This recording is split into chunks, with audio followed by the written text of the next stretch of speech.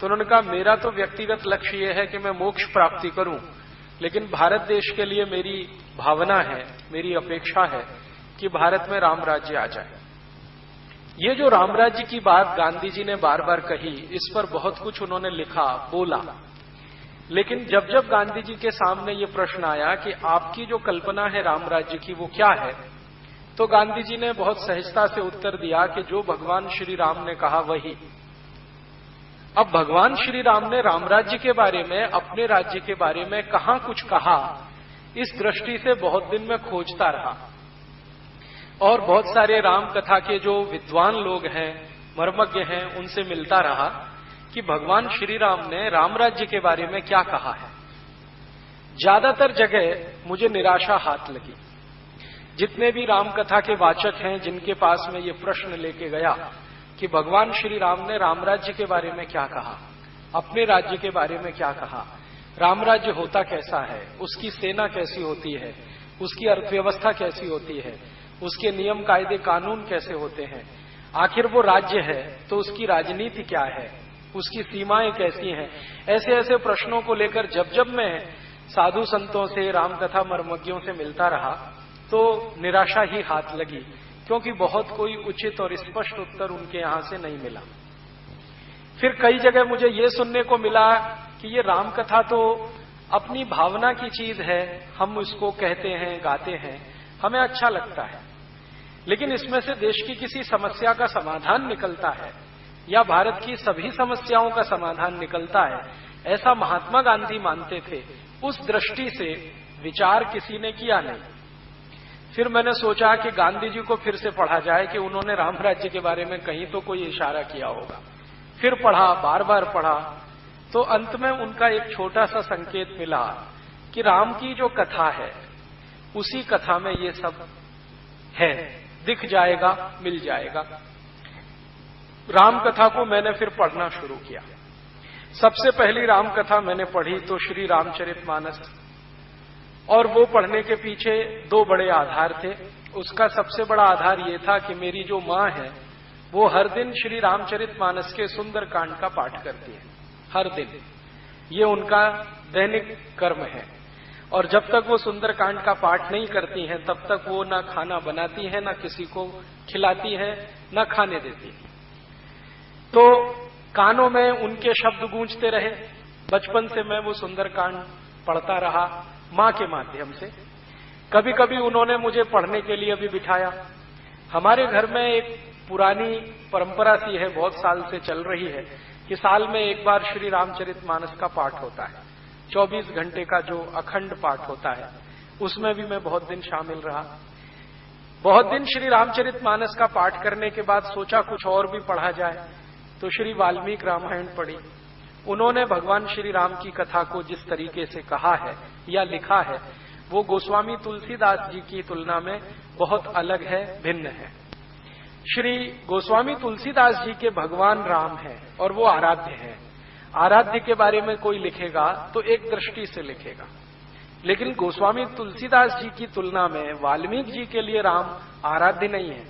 वाल्मीकि जी एक तटस्थ कवि की तरह से वो सारा वर्णन कर रहे हैं कि श्री राम जी के यहाँ ऐसा ऐसा हुआ, उनकी कहानी में ऐसा ऐसा हुआ। मेरे एक बहुत नजदीकी और जिनको मैं बहुत मानता हूं अपने जीवन में, एक गुरु हैं श्री धर्मपाल जी। उनको एक बार मैंने चर्चा की तो श्री धर्मपाल जी ने कहा कि देखो, अगर तुम राम राज्य को ही समझना चाहते हो राम कथा में से, तो भारत में राम कथा लिखने वाले जो दक्षिण भारतीय कवि हैं या बड़े महान लोग हैं, उसको भी जरा देखो। मैंने पूछा क्यों? तो उन्होंने कहा उसमें तुमको बिल्कुल भिन्न दृष्टि मिलेगी।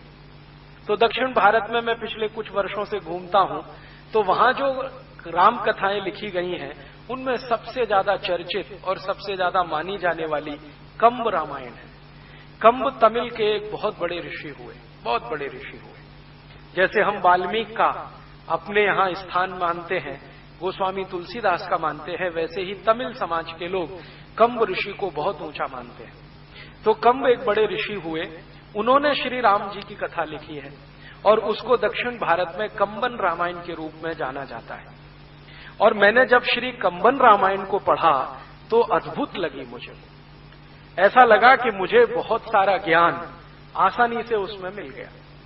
फिर श्री राम जी की कथा एक बहुत बड़े कवि ने भी लिखी है, आप सब जानते हैं, मध्य भारत के एक बड़े कवि श्री कालिदास, उन्होंने श्री राम जी की कथा लिखी है रघुवंशम। अद्भुत कथा है वो भी, वो मैंने पढ़ी, बार बार पढ़ी। तो ऐसा करके 8-10 तरह की राम कथाएं या श्री राम जी की जीवनी, वो सब पढ़ने के बाद कुछ मेरे समझ में आया, वो निचोड़ आपको अगले 1-1.5 घंटे में मैं कहना चाहता हूं। इस बात का आप ध्यान रखेंगे कि मैं जो भी कुछ कह रहा हूं वो भारत की वर्तमान समस्याओं के समाधान के संदर्भ में कहूंगा कि राम जी की कथा में से भारत की समस्याओं के समाधान कैसे निकले। आज की जो समस्याएं हम देख रहे हैं अपने देश में, राजनीति के स्तर पर हो या सामाजिक समस्याएं हो, हमारी सभ्यता में आई हुई समस्याएं हो या सांस्कृतिक के स्तर पर हो, इन सभी के समाधान राम जी की कथा में से मुझे दिखाई देते हैं। और अब मुझे समझ में आता है कि महात्मा गांधी किस राम राज्य की बात करते थे। गांधी जी जब बार बार कहते थे कि अगर भारत में राम राज्य हो जाए तो सब समस्याओं का समाधान हो जाए, अब मुझे उस बात पर बिल्कुल स्पष्टता है और दिखाई देता है कि अगर इस देश को राम राज्य के रास्ते पर ले जाएं तो कैसे समस्याओं का बहुत सरल और सुखद समाधान हमें मिल सकता है। श्री राम जी की कथा आप सब जानते हैं।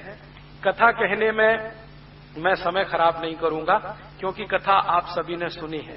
कथा के बीच में जो बिटवीन द लाइन्स होती हैं, संवाद जो होते हैं, जिनमें से कोई बात को पकड़ के विश्लेषण किया जा सकता है, ऐसी कुछ बातें आपके बीच में रखूंगा। और श्री राम के चरित्र में जो बातें मुझे बहुत अच्छी लगती हैं वो भी आपसे मैं शेयर करने की कोशिश करूंगा। मैंने अपने सुविधा की दृष्टि से श्री राम जी की कथा को 2 हिस्सों में बांटा है, या श्री राम के जीवन को 2 हिस्सों में बांटा है। एक हिस्सा है उनके जीवन का पूर्वार्ध और दूसरा हिस्सा है उनके जीवन का उत्तरार्ध। पूर्वार्ध का जो हिस्सा है वो उनके जन्म लेने से और उनके वन गमन के 1 दिन पहले तक का है। जब उनका जन्म होता है और वो अपने पिता के घर आते हैं अपनी माता कौशल्या की कोख से पैदा होकर, तो उस दिन से लेकर और वन गमन के लिए प्रस्थान करें, वो जीवन का उनका पूर्वार्ध। ये मैंने किया है, किसी दूसरे का नहीं है, सुविधा की दृष्टि से, समझने की दृष्टि से। तो उनके जीवन का एक तो है पूर्वार्ध और दूसरा है उत्तरार्ध। उत्तरार्ध वो कि जब वो अयोध्या की सीमा को छोड़कर वन में चले जाते हैं 14 वर्ष के लिए, वो उनके जीवन का उत्तरार्ध है। इन्हीं 2 हिस्सों में मैंने बांटा है। और जब वो वापस लौटते हैं अयोध्या, रावण पर विजय प्राप्त करके श्रीलंका का राज्य विभीषण को सौंपकर, तो वो भी हिस्सा मैं उनके उत्तरार्ध में ही मानता हूं। पूर्वार्ध का जो हिस्सा है श्री राम का, उसमें बचपन का जो है वो तो जैसे सभी राजाओं के बेटे बेटियों का है वैसा ही है। वो अपने पिता के बहुत लाडले हैं, उनके पिता उन पर बहुत ज्यादा स्नेह रखते हैं, माँ भी उनको बहुत ज्यादा स्नेह करती है। और श्री राम जी के बारे में माना जाता है और कहा भी जाता है, वो खुद अपने मुंह से कहते हैं कि उनके ऊपर श्रीमती कौशल्या का स्नेह तो है ही, केकई का विशेष स्नेह है, सुमित्रा का भी है, लेकिन केकई का विशेष स्नेह है। और राम जी इसको बार बार स्वीकार करते हैं। वो मानते हैं कि माता की कोई कृपा मेरे ऊपर हुई है, जो मुझे 14 वर्ष का वनवास मिला है, जो मेरे जीवन में मैं चाहता हूं वैसा करने का रास्ता खोल रहा है। तो केकई का विशेष स्नेह है। वो बड़े होते हैं और जैसे ही उनकी उम्र 14 वर्ष के आसपास आती है तो वो राजकाज के काम में रुचि लेना प्रारंभ करते हैं। तो उनके पिता श्री दशरथ ने उनको एक जिम्मेदारी सौंपी है, जिसको कई वर्ष तक वो निभा रहे हैं, बहुत ईमानदारी से और निष्ठा से। जिम्मेदारी क्या है? श्री दशरथ उनको कहते हैं कि तुम्हें ब्रह्म मुहूर्त में उठना है और प्रजा के बीच में जाके घूमना है, प्रजा के मन के सुख दुख तुम्हें पता करने हैं और ये आकर मुझे बताने हैं या मंत्रिमंडल के सामने रखने हैं। तो भगवान श्री राम या राजकुमार श्री राम बिना किसी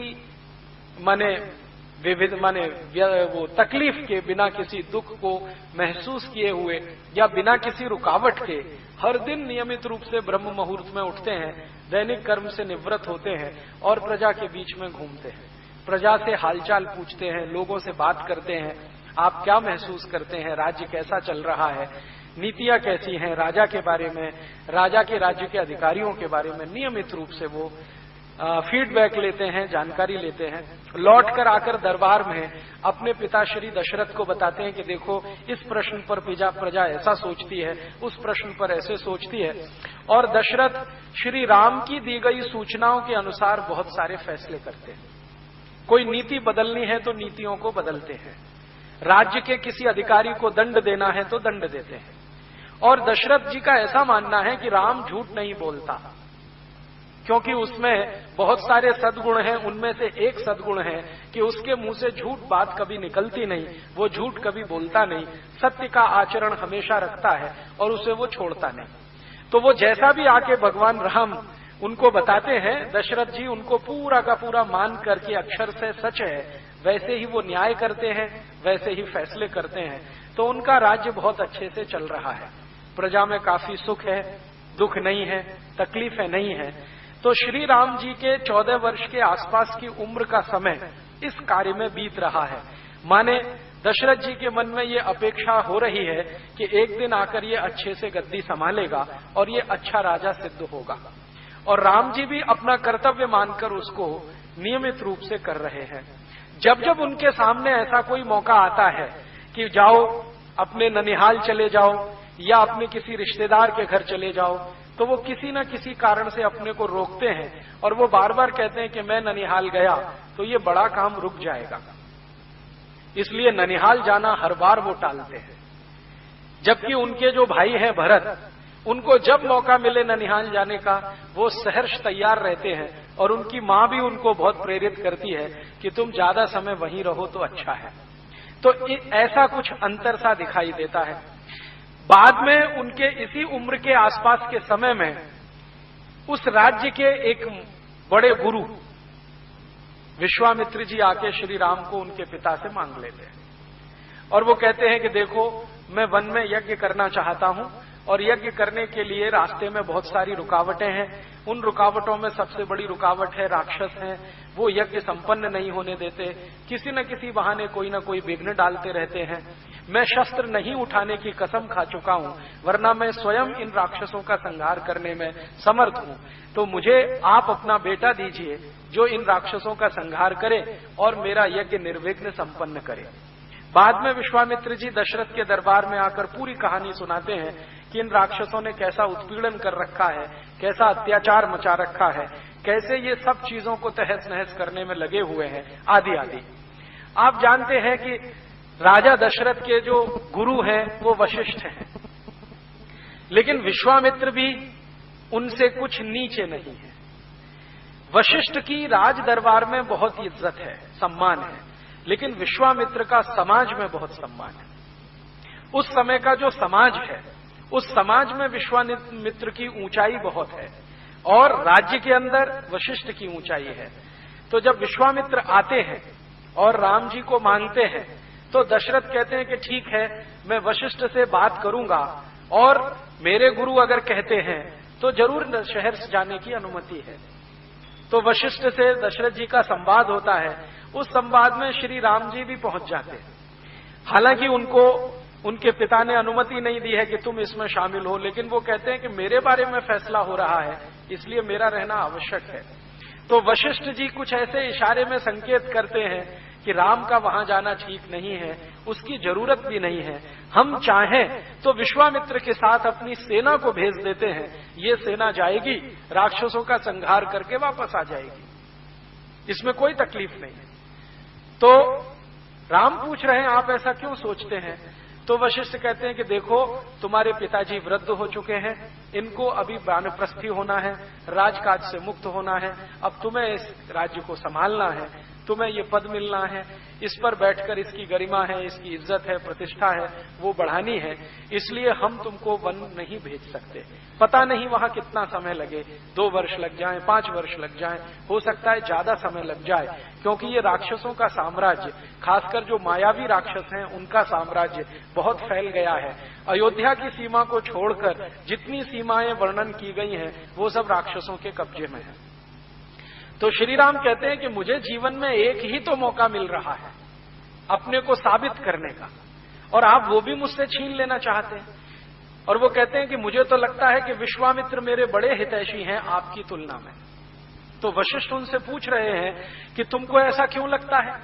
तो वो कहते हैं कि देखो, जब तक मैं राजमहल में रहता हूं तो मुझे प्रजा के सुख दुख का सिर्फ अनुभव हो जाए, इसकी मैं कोशिश करता हूं प्रयासपूर्वक।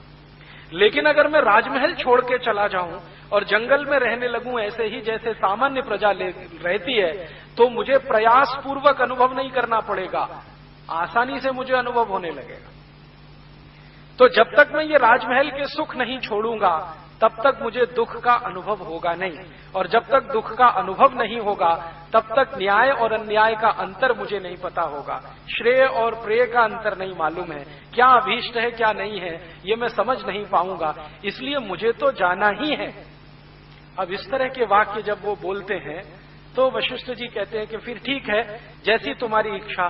तो श्री राम जी कहते हैं मेरी इच्छा नहीं, ईश्वर की इच्छा, ईश्वर की इच्छा। तो वो कहते हैं वो कैसे? तो उन्होंने कहा ये ईश्वर की इच्छा है कि मैं जाऊं, वरना विश्वामित्र ऐसे ही नहीं आए हैं। विश्वामित्र खुद इतने तपस्वी हैं और बलशाली हैं जिन्होंने अद्भुत अद्भुत किस्म के अस्त्र और शस्त्रों का निर्माण किया है। वो चाहें तो राक्षसों का पूरा साम्राज्य मिटा सकते हैं। वो कह रहे हैं कि मैंने एक संकल्प किया है कि राक्षसों के युद्ध नहीं लड़ूंगा, लेकिन वो संकल्प तोड़ भी सकते हैं और संकल्प तोड़ने का प्रायश्चित करने की भी हैसियत उनकी है, लेकिन कुछ विशेष सोच विचार कर वो मुझे लेने आए हैं। तो मैं मानता हूं कि ये ईश्वर की कोई इच्छा है। और वशिष्ठ को कहते हैं कि मैं तो बहुत आस्थावान हूं, ईश्वर के प्रति मेरा परम विश्वास है, और वो कहते हैं कि नियति निश्चित है, इसलिए मुझे लगता है कि ये वनगमन जाना ही है। तो वो निकलते हैं और अपने साथ अपने भाई लक्ष्मण को ले जाते हैं। पहले तो वो सोचते हैं मैं अकेला जाऊं, लेकिन लक्ष्मण उनको बहुत जिद करके तैयार करते, नहीं मैं भी आपके साथ चलूंगा।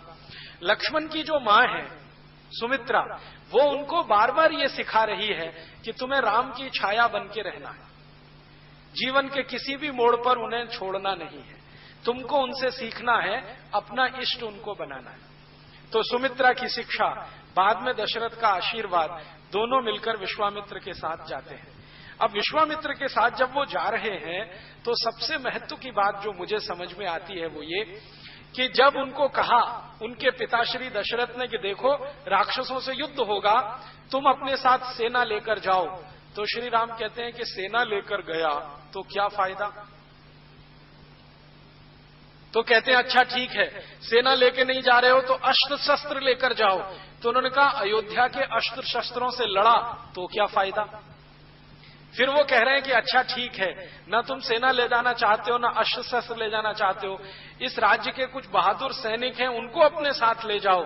उन्होंने कहा नहीं, ये तो मैं धर्म युद्ध के लिए जा रहा हूं, न्याय युद्ध के लिए जा रहा हूं, इसलिए जहां जाऊंगा वहीं सेना बनाऊंगा, जहां जाऊंगा वहीं अस्त्र शस्त्रों का निर्माण करूंगा, जहां जाऊंगा वहीं संसाधन जुटाऊंगा। अब ये जो बात है श्री राम जी की, ये आज की बहुत सारी समस्याओं की तरफ इशारा करती है। श्री राम में लीडरशिप है, नेतृत्व करने की क्षमता है। लीडर वो होता है जो जहां जाए वहीं व्यवस्था बना ले। और आज के भारत की राजनीति में लीडर पैदा होना बंद हो गए हैं, अब मैनेजर पैदा होते हैं। मैनेजर माने वो जिसको सब कुछ दिया जाए तब कुछ करे। हमारे आज के नेता पता है क्या कहते हैं? टीए चाहिए, डीए चाहिए, एचआरए चाहिए, बेसिक सैलरी में इतने सारे इमोल्यूमेंट्स चाहिए, इतने करोड़ रुपए का खर्चा चाहिए, ऐसी गाड़ियां चाहिए, एसी फर्स्ट क्लास का पास चाहिए, हवाई जहाज की नियमित यात्राएं चाहिए, तब जाकर हम कुछ करेंगे। तो ये लीडर नहीं है, ये तो मैनेजर है। क्योंकि किसी कंपनी में हम मैनेजर को नियुक्त करते हैं तो उसके लिए सब सुविधाएं जुटा कर देते हैं। एक एसी चैम्बर होता है, गाड़ी होती है, टेलीफोन होता है, मोबाइल फोन होता है, सब कुछ होता है। सुविधाएं जुटाकर हम देते हैं, तब जो काम करता है वो मैनेजर होता है। और बिना सुविधाओं के काम करके जो बना लेता है वो लीडर होता है। तो श्री राम में लीडरशिप है और उनको अपनी लीडरशिप पर इतना भरोसा है कि वो कह रहे हैं कि मैं वन में चला गया, आप परेशान मत हो, जो वन में रहने वाले लोग हैं उन्हीं के बीच से सेना खड़ी करूंगा। उनके पास जो संसाधन है उन्हीं संसाधनों से अपने काम चलाऊंगा।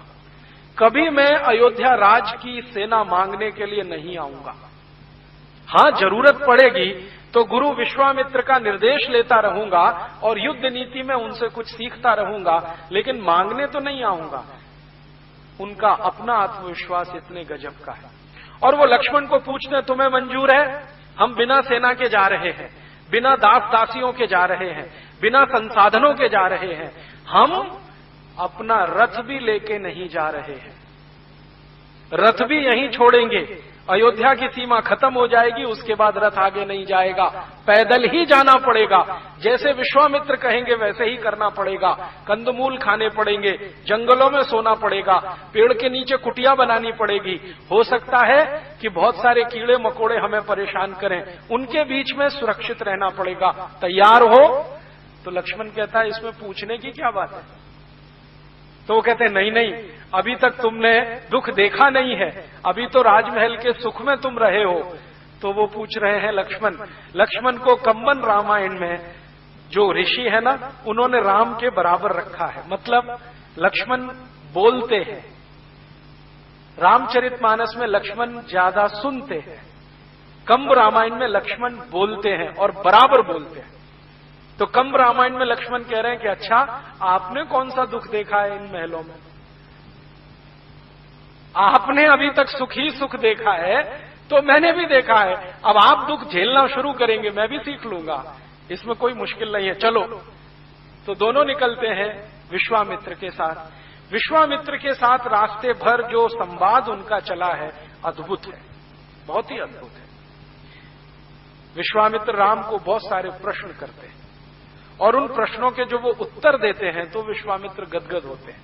वो कहते हैं कि ये लड़का समय से पहले परिपक्व हो चुका है और भविष्य का चक्रवर्ती सम्राट या राजा होने की इसमें सभी काबिलियत है।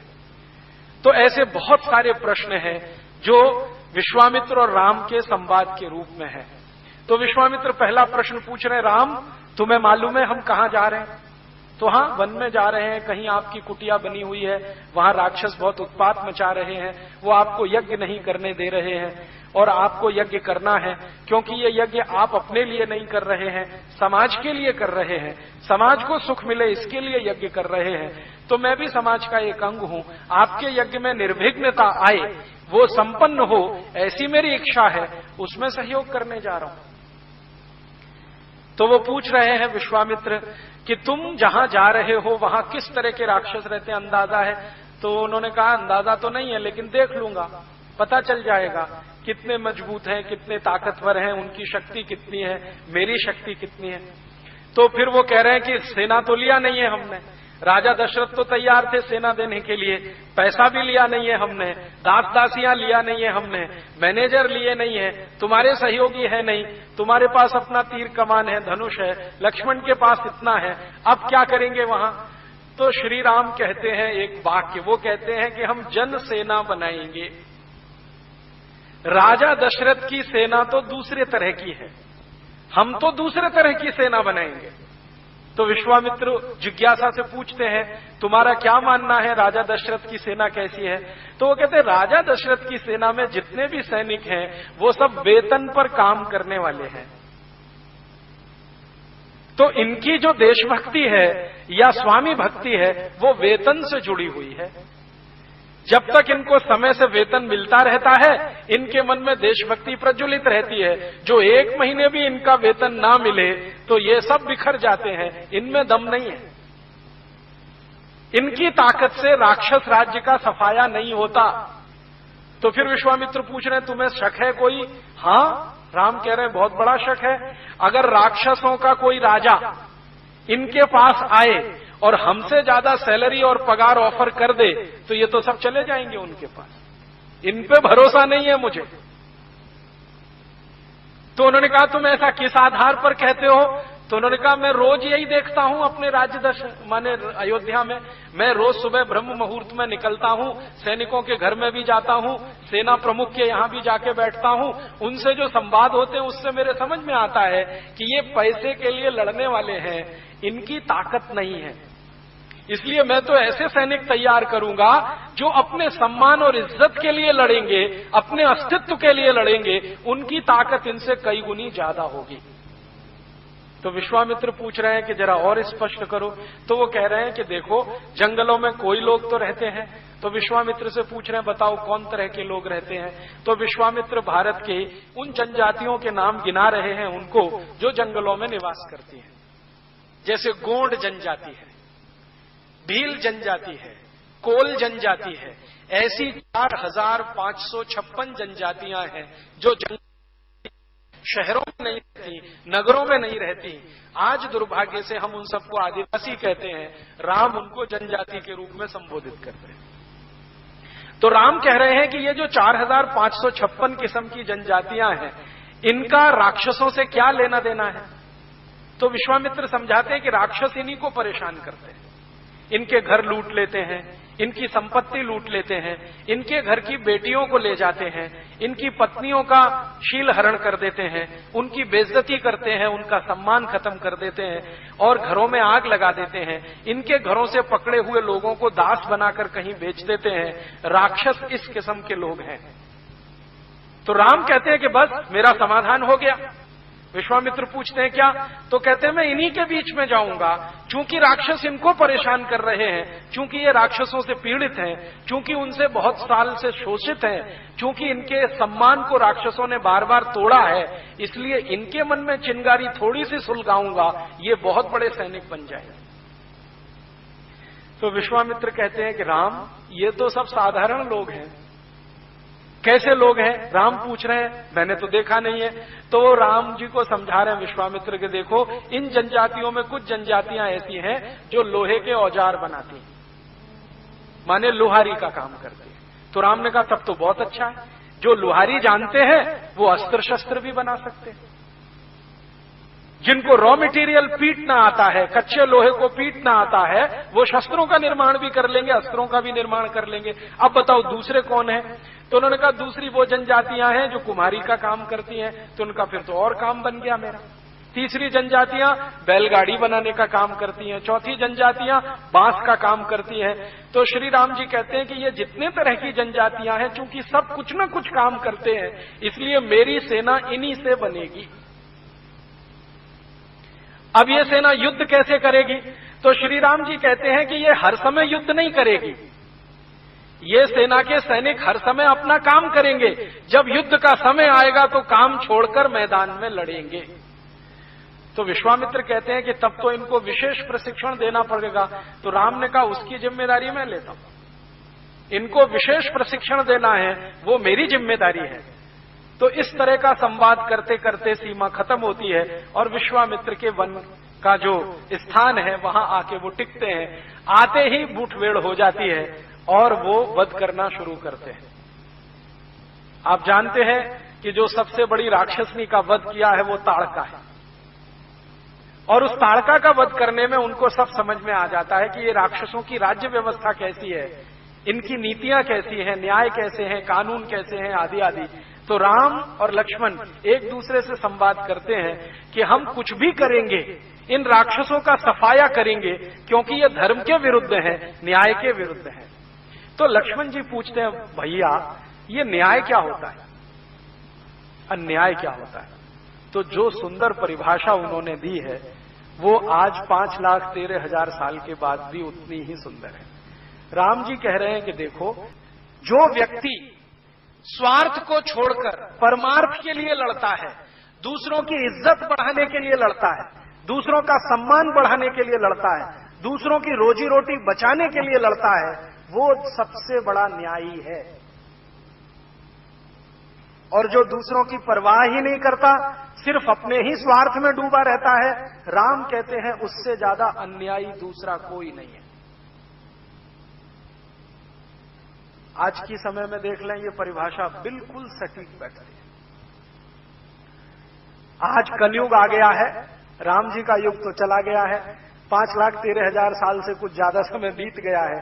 आज भी यही दिखाई दे रहा है इस समाज में कि जो अपना स्वार्थ छोड़कर समाज के लिए, सामाजिक लोगों के लिए काम करे, वही महात्मा गांधी होता है, वही लोकमान्य तिलक होता है, वही भगत सिंह, उधम सिंह होता है। और उन्हीं के सामने हम अपना सिर झुकाते हैं।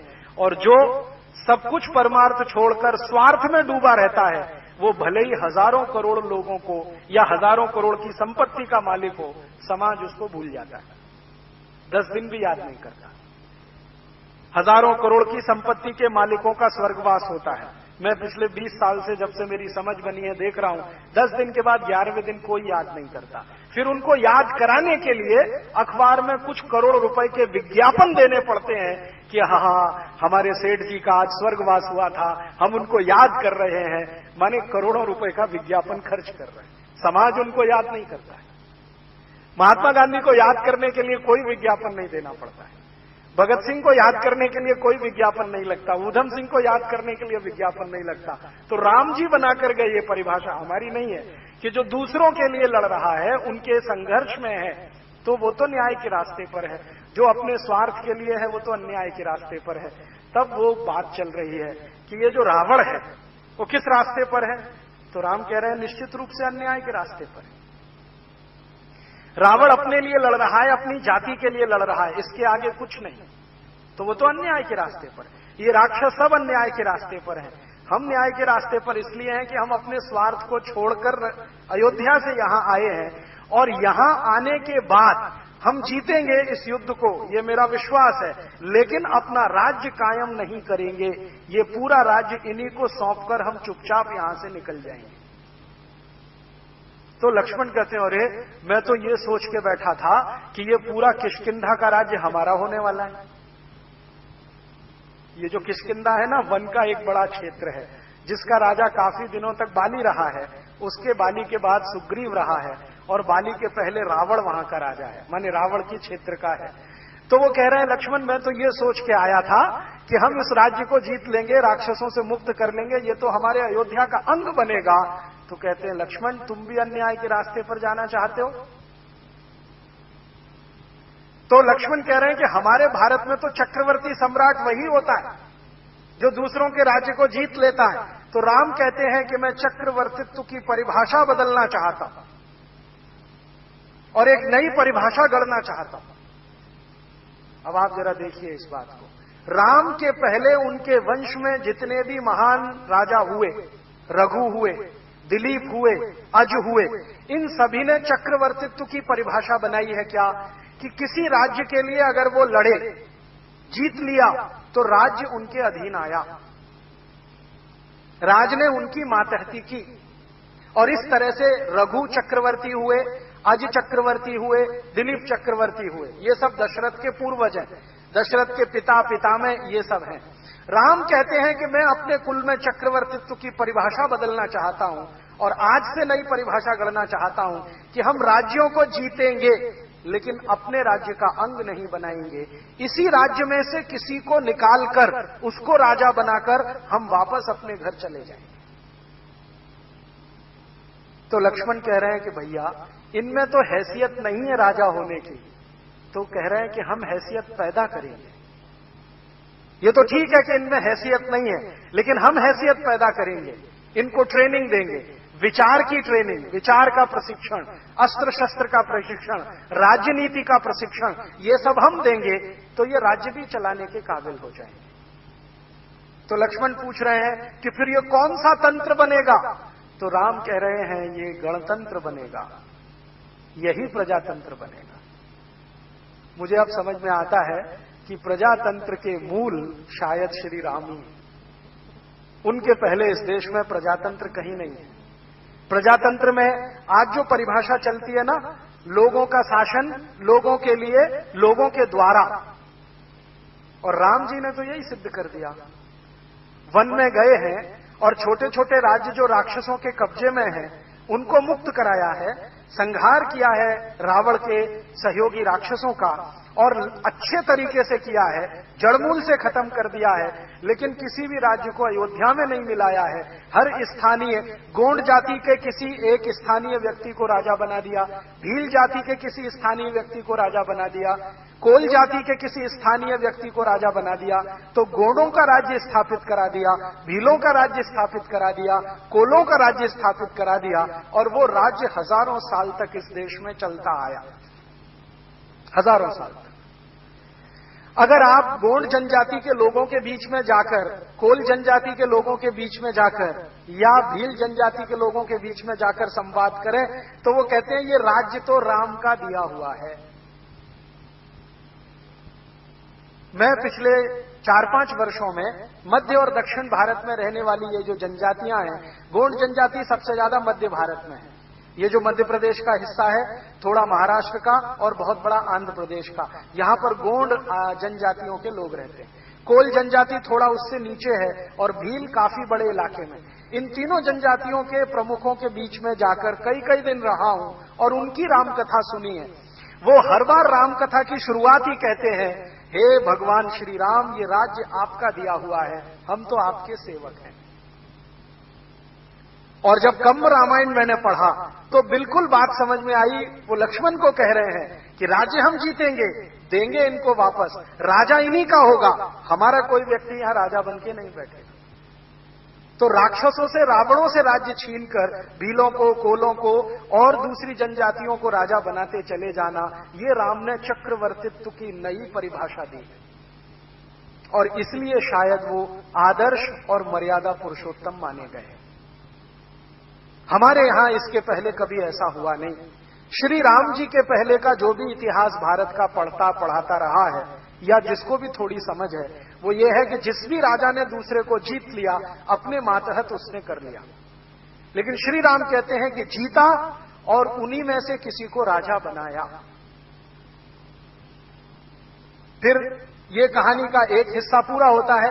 भगवान श्री राम विश्वामित्र का यज्ञ अच्छे से संपन्न करा के वापस निकलने को तैयारी होती है, तो विश्वामित्र कहते हैं कि देखो, ईश्वर की एक इच्छा और है, अभी एक तो हो गई, वन में यज्ञ संपन्न हो गया, वन के जो मालिक हैं उनको उनका राज्य मिल गया, ईश्वर की एक इच्छा तो पूरी हुई, अभी दूसरी बाकी है।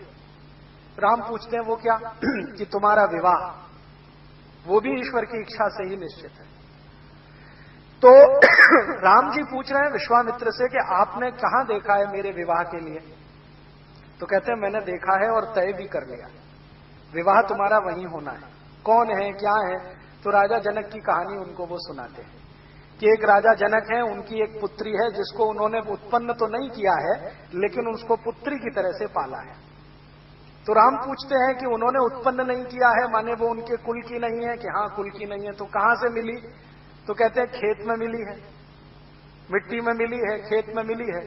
तो उसके कुल का पता नहीं है, किस कुल की है, कौन उसका असली पिता है, कौन उसकी असली माता है, पता नहीं है, खानदान का मालूम नहीं, कुल का मालूम नहीं, और तुम्हारा विवाह वहीं होना है।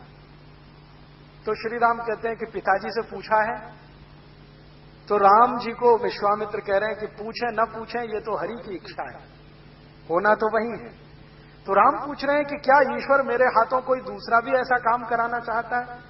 तो कहते हैं हाँ, जिस लड़की का कुल पता नहीं, जिसके माँ बाप का पता नहीं, जिसका असली खानदान क्या है उसका पता नहीं, जब श्री राम तुम उससे शादी करोगे तब उसको जो प्रतिष्ठा मिलेगी तो एक दूसरी मर्यादा बनेगी। तो श्री राम कहते हैं कि अच्छा ठीक है, आपको ऐसा ही लगता है कि इसमें भी कोई मर्यादा बन रही है, मैं सहर्ष तैयार हूं। तो लक्ष्मण कहते हैं सोच लो भैया, दूसरा मौका नहीं मिलेगा। तो विश्वामित्र मुस्कुराते हुए कहते क्यों नहीं मिलेगा? तुम्हारे पिता ने तो 3 शादियां की हैं, तुम चाहो तो दूसरी कर लेना, तीसरी भी कर लेना। तो श्री राम कहते हैं हाँ, लेकिन पिता से वो गलती हुई है। तो विश्वामित्र कहते हैं तुम मानते हो ये गलती हुई है? कि हाँ, ये गलती हुई है।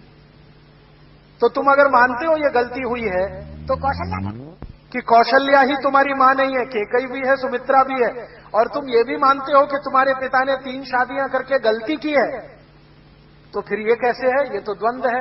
तो उन्होंने कहा कि शादियां कर ली हैं तो मैंने उनको मां मान लिया है, लेकिन मेरा मन कहता है कि पिता ने ये गलती की है। तो फिर विश्वामित्र कहते हैं कि तुम्हारे पिता ने कोई गलती नहीं की है, तुम्हारे जो दादा परदादा थे उन्होंने भी यही किया है।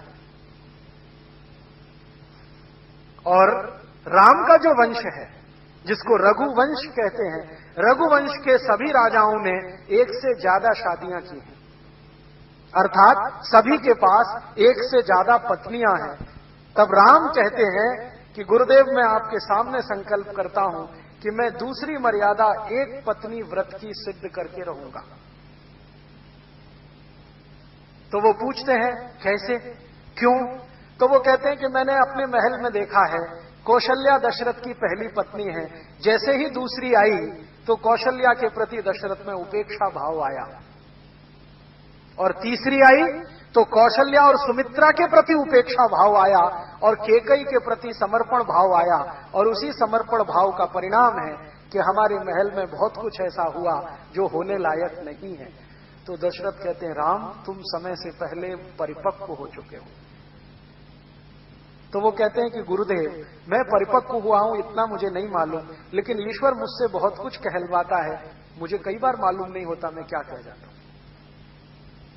तब श्री राम को लक्ष्मण जी कह रहे हैं कि अगर ये भगवान राम या श्री राम या मेरे भाई अगर एक पत्नी व्रत का संकल्प लेते हैं तो मैं आजीवन इनके चरणों की वंदना करूंगा, आजीवन इनके चरणों की वंदना करूंगा। और मैं ये कहूंगा जोर जोर कर कि मेरे भाई के चरण मेरे पिता के चरण से ज्यादा पवित्र हैं। और लक्ष्मण को कहते हैं राम डांटते हुए कि देख, दशरथ पिता हैं। तो लक्ष्मण उत्तर दे रहे हैं कि भले वो मेरे पिता हैं, लेकिन चरित्र में उतने ऊंचे नहीं हैं जितने आप हैं। और लक्ष्मण कह रहे हैं कि कोई कितना भी महान राजा हो, कोई कितना ही महान सेनापति हो, कोई कितना ही महान करोड़पति हो, कोई कितना ही महान विद्वान हो, अगर उसका चरित्र नहीं है तो वो कुछ भी नहीं है। तो राम को वो कह रहे हैं कि भारत की भारतीयता तो चरित्र पर जाती है, बाकी सब चीजें गौड़ हो जाती हैं। मैं देख रहा हूं कि अगर आप एक पत्नी व्रत का संकल्प ले रहे हैं तो आप चरित्र की किसी ऊंचाई की स्थापना करने जा रहे हैं, इसलिए आज से मैं आपके चरण की वंदना करने का संकल्प लेता हूं। तो विश्वामित्र को कहते हैं कि पिताजी के पास संदेश भेज दीजिए, आप जहां कहते हैं मैं विवाह करने को तैयार हूं। विश्वामित्र कहते हैं एक बार देख तो लो सीता को।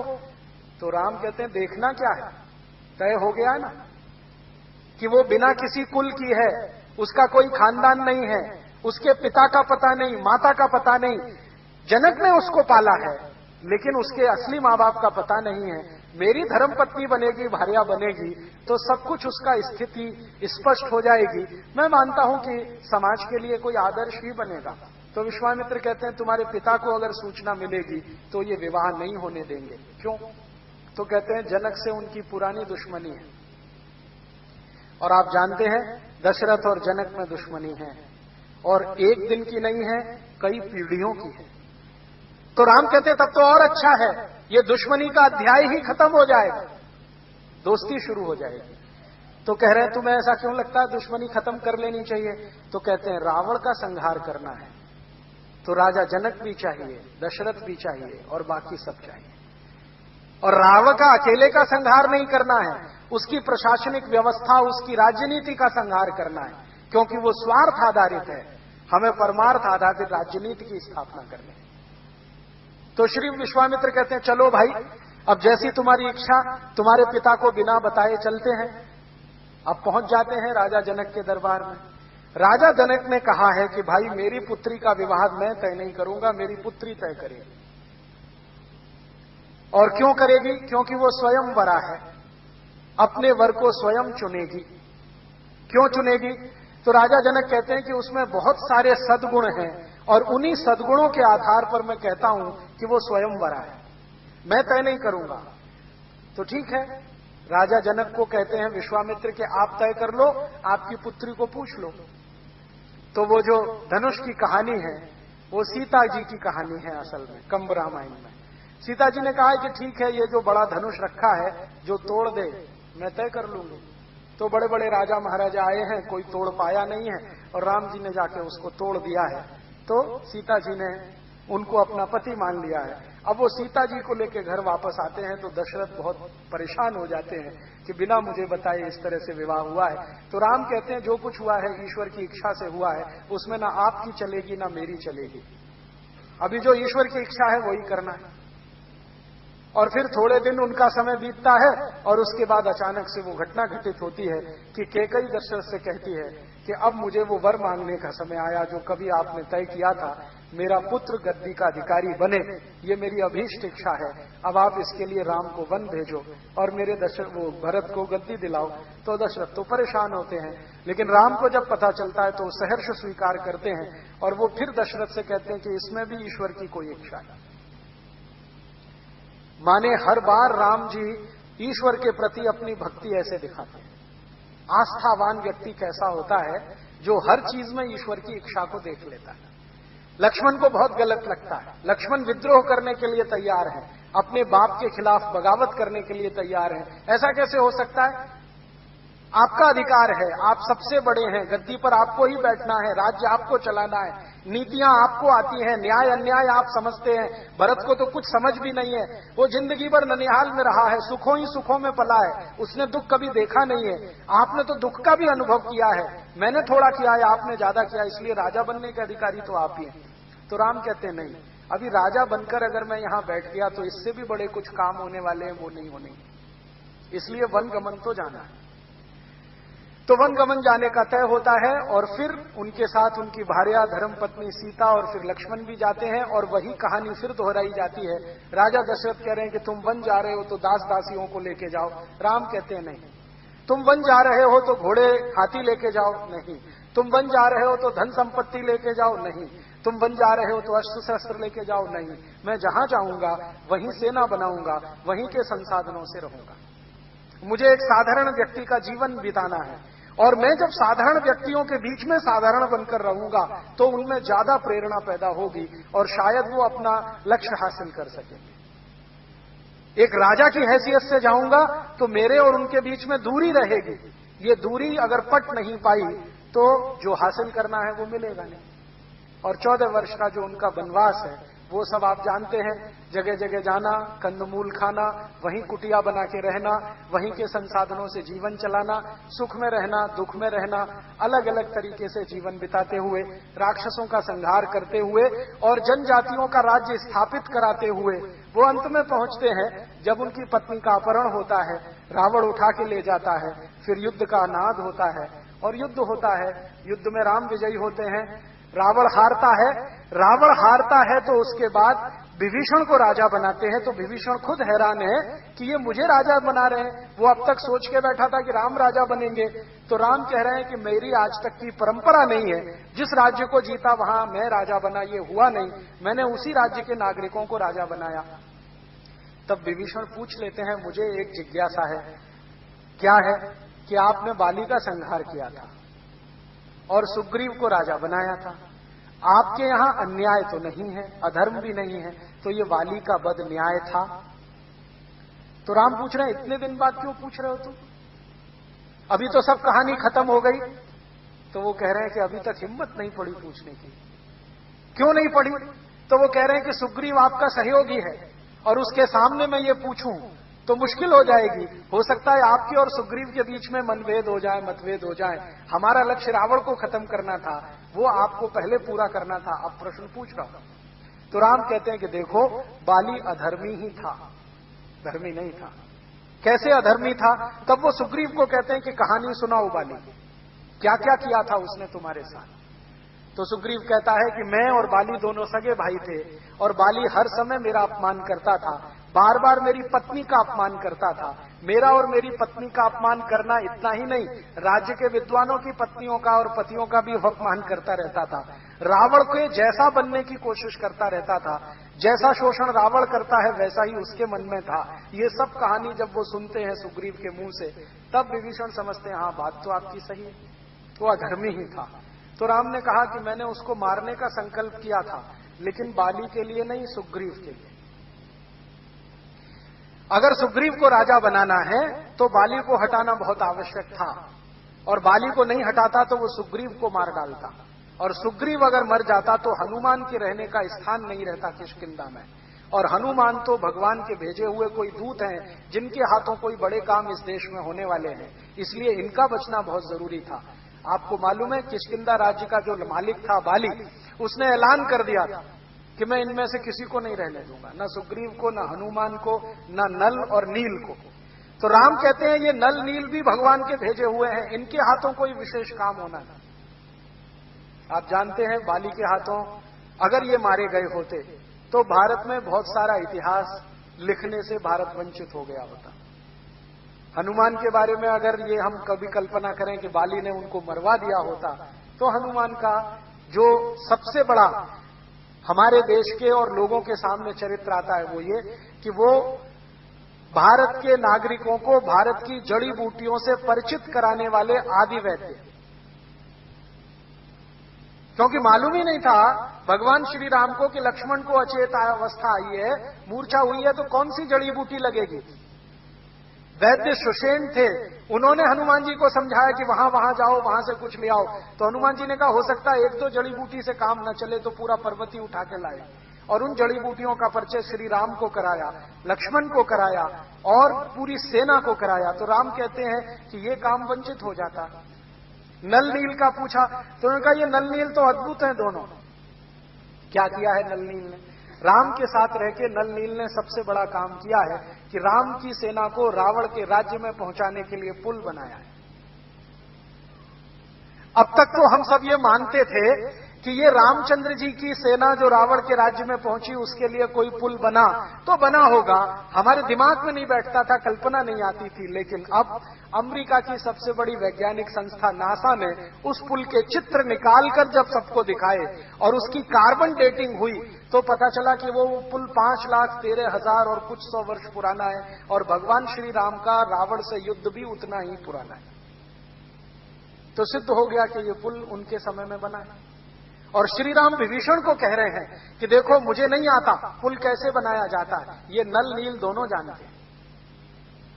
माने आज की भाषा में कहूं तो नल और नील दोनों कंस्ट्रक्शन के बहुत बड़े इंजीनियर, जो पुल बनाया।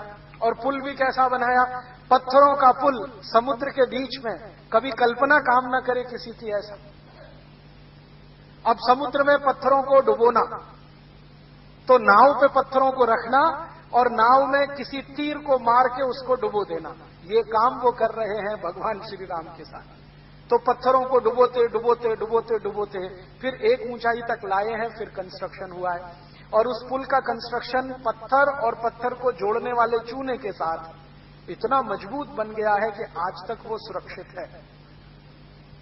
5,13,000 साल पुराना पुल सुरक्षित है, जो कभी भारत में नल नील ने भगवान श्री राम के लिए बनाया। और अब अमेरिका के वैज्ञानिक मानते हैं कि हां, भारत का साइंस और टेक्नोलॉजी कोई बहुत ऊंची चीज रही होगी, नहीं तो कैसे संभव है। पत्थरों से समुद्र के बीच में पुल बनाना, नदी पे पुल बनाना तो समझ में आता है, क्योंकि नदी की गहराई निश्चित होती है, समुद्र की गहराई ही निश्चित नहीं है। कभी कहां पर 100 किलोमीटर गहरा हो सकता है, कभी कहां पर 40 किलोमीटर, कभी कहां पर 200 किलोमीटर गहरा हो सकता है। इतने गहरे समुद्र में पुल बांध दिया। और वो पुल के फोटोग्राफ्स मैंने देखे, मेरे पास मेरे कंप्यूटर में वो पड़े हुए हैं, बहुत अच्छे से फीड किए हुए हैं। कभी मौका मिला तो एलसीडी प्रोजेक्टर की मदद से आपको दिखाऊंगा कि कैसे एक पत्थर को दूसरे से जोड़ा गया है। उसके अंदर के जो चित्र निकाले हैं ना पुल के, पत्थरों को एक दूसरे से जोड़ा है, बीच में चूना लगा के, लेकिन पत्थर खिसक ना जाए तो लोहे की कील लगी हुई है दोनों तरफ जोड़ने के। ये विज्ञान उस समय था हमारे देश में। और पुल को ऊपर से जब देखते हैं ना, सैटेलाइट से उसके सारे पिक्चर निकाले गए हैं, शायद दैनिक भास्कर अखबार में छप भी चुके हैं, कोई मुझे कल बता रहा था, मेरे पास तो उसके ओरिजिनल फोटोग्राफ्स हैं। तो वो फोटोग्राफ्स जब ऊपर से हम देखते हैं ना, तो पुल साफ दिखाई देता है कि वो ऐसे जेड शेप में बना हुआ है, स्ट्रेट लाइन नहीं है, एक रेखीय रेखा में पुल नहीं है, ऐसे है फिर ऐसे है फिर ऐसे है फिर ऐसे है फिर। बहुत दिन मैं सोचता रहा कि ऐसा पुल नल नील ने कैसे बनाया और क्यों बनाया। क्यों बनाया, जरूरत क्या थी? जैसे आजकल डैम बनाते हैं ना, डैम एक तरह का पुल ही होता है, तो सीधी लाइन में बना दिया। तो शायद भारत की तकनीकी नहीं है कि सीधी लाइन में पुल बनाया जाए। ये यूरोप की टेक्नोलॉजी है कि वहां पुल बनाने का काम जो शुरू हुआ है यूरोप में 18वीं शताब्दी से, वो सीधी रेखा में है। भारत में शायद हो नहीं सकता, समुद्र में तो बिल्कुल असंभव है, क्योंकि एक रेखीय पुल अगर होगा, लीनियर होगा, एक ही लाइन में होगा, तो उस पर पानी का दबाव सबसे ज्यादा पड़ेगा, क्योंकि समतल चीज होती है ना, तो उस पर दबाव ज्यादा होता है। पानी का दबाव ज्यादा आएगा तो टूट जाएगा, तो 5,13,000 साल थोड़ी टिक पाएगा। तो नल नील की अकल देखो कि जो दबाव पानी का पड़े उसको एक दूसरे पर डिस्ट्रीब्यूट कर दो, एक ही स्थान पर पूरा दबाव ना पड़े, इसलिए उसको जेड शेप दे दिया। और आज के जमाने के जो हाइड्रोलिक्स के बड़े वैज्ञानिक हैं, जो जल विज्ञान के बड़े वैज्ञानिक हैं, उनसे मैं कहता हूं कि जरा इस डिजाइन की कल्पना करो, तो वो एक ही शब्द कहते हैं, अद्भुत। वो ये कहते हैं कि 5,13,000 साल पहले कोई दो व्यक्ति ऐसे हुए जिनको ये कल्पना थी, इसका माने कोई बहुत बड़े वैज्ञानिक रहे होंगे तभी ये हो सकता है। साधारण लोगों के दिमाग में ये कल्पना नहीं आ सकती कि पानी के प्रेशर को बराबर डिस्ट्रीब्यूट करना है और उसमें शेप जेड का देना है ताकि वो ज्यादा दिन सुरक्षित रहे। पहले जब हम चर्चा करते थे हमारे कुछ आधुनिक पढ़े लिखे मित्रों के साथ, तो वो ये कहते थे कि भारत बहुत महान था, सुना है, लेकिन इसकी महानता क्या थी वो अब दिखाई देती है। ये महानता थी 5,13,000 साल पहले इस तरह के पुल का डिजाइन कर देना, और वो इतने साल तक लगातार टिके रहना, उसके बीच में कहीं क्रैक भी नहीं है। जो सैटेलाइट ने फोटो निकाले हैं ना, इमेज, कहीं भी क्रैक नहीं है। अब वो तो भला हो हमारे दक्षिण भारत की वो जयललिता का, जिसने अभी जिद पकड़ ली थी कि इस पुल को तोड़ ही देना है, क्योंकि ये चेन्नई के रास्ते आने वाले बड़े जहाजों को रुकावट पैदा करता है। उसके खिलाफ एक बड़ा अभियान चला। अच्छा हुआ जयललिता अपने पद से निकल गई तो वो पुल बच गया, नहीं तो वो तोड़ने की तैयारी में थी। तो नेता कैसे हैं हमारे, इससे अंदाजा लगा लो। और राम के जमाने में कितनी मेहनत से बना होगा उसका अंदाजा लगा लो। इस तरह की क्वालिटी उस समय के काम में। और फिर अब समझ में आता है कि अगर ये पुल सत्य था तो सब कुछ सत्य रहा होगा। अब तक हमारे देश में कुछ ऐसे इतिहासकार हुए हैं जो वामपंथी मानते हैं, अपने को लेफ्टिस्ट मानते हैं। वो मानते ही नहीं है कि भगवान राम की कहानी कोई सत्य है, वो ये कहते हैं ये हाइपोथेसिस है। हाइपोथेसिस माने कल्पना में गढ़ी गई है। हाँ, अभी भी वो यही मानते हैं कि काल्पनिक है। और अभी ये जो पुल का हो जाना और उसके समय का वही निकल के आना जो राम का समय है, अब ये सिद्ध कर देता है कि ये सत्य है, इसमें काल्पनिकता कुछ नहीं। और अगर इसी विषय पर आगे हम खोज करें तो बहुत कुछ ऐसा निकल आएगा, क्योंकि वैज्ञानिकों ने अब ये माना है कि ये पुल नीचे जो गया है इसके साथ पूरी सभ्यता नीचे गई होगी। सब कुछ नीचे चला जाता है कि नहीं? हो सकता है भगवान श्री राम के जाने के बाद और आज तक 20 85 सुनामी आए हो और ये नीचे जाता गया और आज 40-50 किलोमीटर नीचे स्थिर हो गया। और वो पुल अकेला ही नहीं गया होगा, हो सकता है लंका चली गई हो उसके साथ पूरी की पूरी नीचे। द्वारका के बारे में तो वैज्ञानिकों ने सिद्ध ही कर दिया है कि जी पूरी द्वारका तो चली गई थी, जो अभी भी मिलती है समुद्र के नीचे। तो हो सकता है लंका भी चली गई हो, क्योंकि सुनामी आने के पहले तो मेरी भी कल्पना काम नहीं करती थी कि ये नीचे गई कैसे होगी। लेकिन जो सुनामी में मैंने मेरी आंखों से देखा है, 20-20 मंजिल बिल्डिंग नीचे चली गई, तो ये भी चला गया होगा।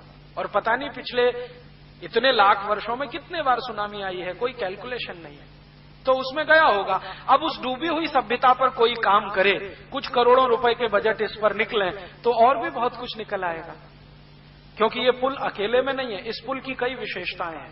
नल और नील को राम पूछ रहे हैं कंब रामायण में कि तुमने पुल निर्माण की जो डिजाइन बनाई है जरा मुझे दिखाओ। तो नल नील कहते हैं कि डिजाइन हमने जो बनाई है वो हम आपको जरूर स्पष्ट करेंगे कि ये क्या डिजाइन है। तो वो कह रहे हैं कि इस पर से अपनी सेना तो जाएगी, दुश्मन की सेना इस पर से इधर नहीं आ पाएगी, ऐसा डिजाइन हमने बनाया। अपनी सेना तो जाएगी, दुश्मन की सेना इधर नहीं आ पाएगी। तो राम पूछते हैं इसमें क्या ऐसी खास बात है, दुश्मन की सेना नहीं आ पाएगी, हमारी चली जाएगी। तो कहते हैं अपनी सेना में ज्यादातर बंदर है और बंदर वजन में बहुत हल्के होते हैं।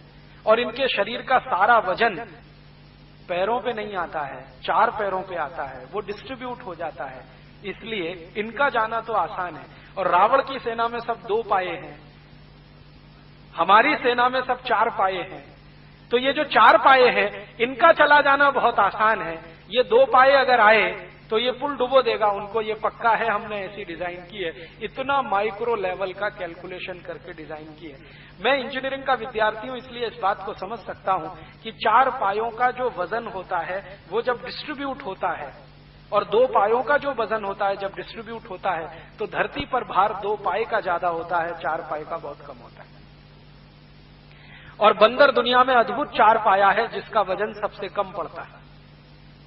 बंदर के अलावा जितने 4 पाए हैं, जैसे शेर है, चीता है, बब्बर शेर है, भालू है, इनका वजन बहुत बहुत है, कई गुना ज्यादा है। तो आप कहेंगे बंदर का साइज भी तो कम है। बंदर के साइज के जितने 4 पाए हैं उनका भी वजन धरती पे बहुत पड़ता है, बंदर अकेले का नहीं पड़ता। क्यों? क्योंकि वो पूरा पंजा कभी रखता ही नहीं है, उंगलियों की पोरों से जंप लगाता है, कहीं से कूदेगा, उंगलियां टिकाएगा, पूरा पंजा नहीं रखता, ऐसे टिकाएगा फिर तुरंत जंप कर देगा, और उसमें लगातार क्षमता है जंप करते रहने की। तो वो कह रहे हैं कि हमारी सेना में तो ये बंदर बानर ज्यादा है, आप चिंता मत करो, ये पार जाएंगे, लेकिन उधर से वो आए डूब जाएंगे, ऐसी डिजाइन हमने तैयार की है। फिर पूछ रहे हैं दूसरी विशेषता बताओ इसकी। तो दूसरी विशेषता ये है कि अगर ये पुल बनेगा तो जब तक आप नहीं कहेंगे तब तक ये टूटेगा नहीं। तो कह रहे हैं मेरे कहने से मतलब, उन्होंने कहा आपके जो बाण है ना उनमें एक ही बाण ऐसा है जो इसको तोड़ने की शक्ति रखता, बाकी ये किसी से टूटने वाला नहीं है, वो जब तक आप नहीं चलाएंगे ये टूटने वाला नहीं है।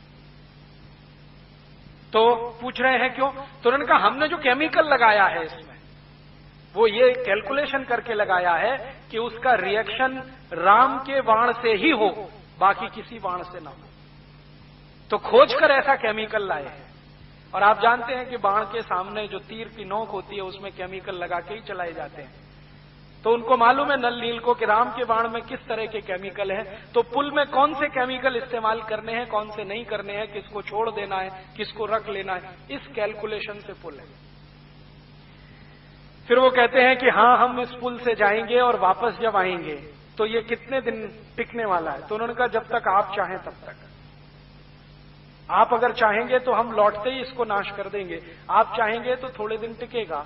आप विभीषण को बोल के जाओ और वो बाण इसको दे के जाओ, जब इसको मन आए वो चला दे, वो टूट जाएगा। इस तरह की विशेषताओं वाला पुल बनाकर वो गए हैं लंका में और मारकर रावण को लौटे हैं।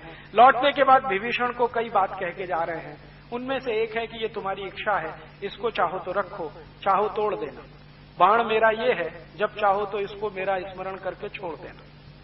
अब इससे बड़ी महत्व की बात राम जी जो विभीषण को कह रहे हैं, राजा बना दिया उसको गद्दी सौंप दिया, अब विदा ले रहे हैं। तो विभीषण पूछ रहा है कि इसको चलाऊं कैसे राज्य को, ये तो सिखा दो मुझे, ये तो बता दो। तो भगवान राम एक ही बात कहते हैं कि देखो अभी मैंने सत्ता का हस्तांतरण करवाया है, प्रशासन व्यवस्था वही है जो रावण के जमाने की थी, तो जब तक तुम इस पूरी प्रशासनिक व्यवस्था को नहीं बदलोगे तुम्हारे राज्य की किसी समस्या का समाधान नहीं होगा। ट्रांसफर ऑफ पावर हुआ है, रावण की सत्ता विभीषण को मिली है, लेकिन रावण का राज्य वैसे का वैसा ही है।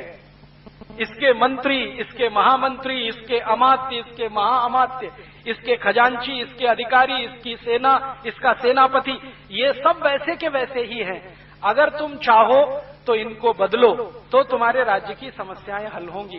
जो तुमने इन प्रशासनिक व्यवस्थाओं को नहीं बदला तो एक भी समस्या का समाधान नहीं होगा, और मैं ये कह सकता हूं कि समस्याएं बढ़ेंगी। तो वो पूछ रहा है कि ये आप कैसे कह रहे हैं? तो उन्होंने कहा देखो रावण ने अपना राज्य स्थापित किया, उसके आधार पर अधर्म को धर्म बनाया, और जितने अधार्मिक कायदे कानून थे वो सभी धर्म के लवादे में उड़ाकर उसने स्थापित करा दिया। अब यही कायदे कानून अगर चलेंगे तो तुम्हारे पास सत्ता आने का भी लाभ नहीं मिलेगा प्रजा को। तुम मजा कर सकते हो, प्रजा वैसे ही दुखी रहेगी। तुम तय करो तुम्हें प्रजा का राजा होना है या गद्दी का राजा होना है। तो विभीषण कह रहा कि मैं तो प्रजा का राजा होना चाहता हूं। तो राम उनको कह रहे हैं कि सबसे पहला काम करो कि रावण के बनाए हुए कायदे, कानून और नियम सब खत्म करो, जला दो उनको, नए नियम कायदे बनाओ, और ऐसे नियम कायदे बनाओ जो सनातन सत्य पर आधारित हों। ऐसा सत्य नहीं जो आज है और कल बदल जाए, ऐसा सत्य जो हजारों साल पहले था, हजारों साल रहे। और राम कहते हैं कि किसी भी राज्य की सत्ता का हस्तांतरण मात्र हो और राज्य की व्यवस्था ना बदले तो उस देश की, उस राज्य की कोई समस्या का समाधान नहीं होता। अब भारत की समस्याओं को मैं यहीं देखता हूं। अब श्री राम जी की ही बात करें, 15 अगस्त 1947 को इस भारत में भी सत्ता का ही हस्तांतरण हुआ। इतना ही तो हुआ कि माउंटबेटन के हाथ में से सत्ता हमारे देश के पहले प्रधानमंत्री पंडित जवाहरलाल नेहरू के हाथ में आई। बाकी क्या बदला? अंग्रेजों ने भारत का लूटमार करने के लिए 34,735 कानून बनाए। वो सब के सब भारत की आजादी के बाद भी चल रहे हैं। तो श्री राम जी के शब्दों के अनुसार भारत की किसी समस्या का समाधान नहीं होगा, क्योंकि व्यवस्था वही है जो रावण के समय थी। रावण का समय माने अंग्रेजों का राज्य, वो रावण का ही राज्य था। एक भी कानून नहीं बदला। अंग्रेज माने रावण, रावण माने अंग्रेज। मैं अभी बिल्कुल स्पष्ट कह रहा हूं, रावण और अंग्रेजों में कोई अंतर नहीं था। तो रावणों ने या अंग्रेजों ने जो कानून बनाए, सीआरपीसी, आईपीसी, सीपीसी, वो सबके सब वैसे के वैसे ही। अंग्रेजों ने कानून बनाया इंडियन पुलिस एक्ट, वो वैसे का वैसा ही। अंग्रेजों ने कानून बनाया इंडियन सिविल सर्विसेज एक्ट, वो वैसे का वैसा ही। लैंड रेवेन्यू एक्ट, वो वैसे का वैसा ही। लैंड एक्विजिशन एक्ट, वो वैसे का वैसा ही। इंडियन सिटीजनशिप एक्ट, वैसे का वैसा ही। तो अंग्रेजों के बनाए गए 34,735 कानून केंद्र स्तर पर और अंग्रेजों के बनाए हुए राज्य स्तर के हजारों कानून, वो सबके सब वैसे ही चल रहे हैं। इसलिए भारत की कोई भी समस्या का समाधान आजादी मिलने के 60 साल बाद भी नहीं हो रहा है। गरीबी आजादी के साल में जितनी थी उससे बढ़ी है, कम नहीं हुई। 1947 में हम आजाद हुए तो भारत में 4 करोड़ लोग गरीबी की रेखा के नीचे थे। अब सन 2006 में 40 करोड़ लोग गरीबी की रेखा के नीचे हैं। अब आप कहोगे जी जनसंख्या बढ़ गई। जनसंख्या तो बहुत थोड़ी बढ़ी। 1947 में हम 34 करोड़ थे, अब हम 108 करोड़ हो गए। जनसंख्या 3.5 गुनी बढ़ी है, गरीबी 10 गुनी बढ़ी है। आजादी के साल में हमारे देश में बेरोजगारों की संख्या 2 करोड़ थी, अब 2006 में 20 करोड़ हुई है। तो बेरोजगारी भी बढ़ी है, गरीबी भी बढ़ी है। आजादी के साल में जितना भ्रष्टाचार था उससे हजारों गुना ज्यादा भ्रष्टाचार अभी बढ़ा है, ये हम सब मानते हैं। आजादी के साल में जितनी महंगाई थी उससे हजारों गुनी ज्यादा महंगाई अभी बढ़ी है। आजादी के साल के कुछ आंकड़े बताता हूं।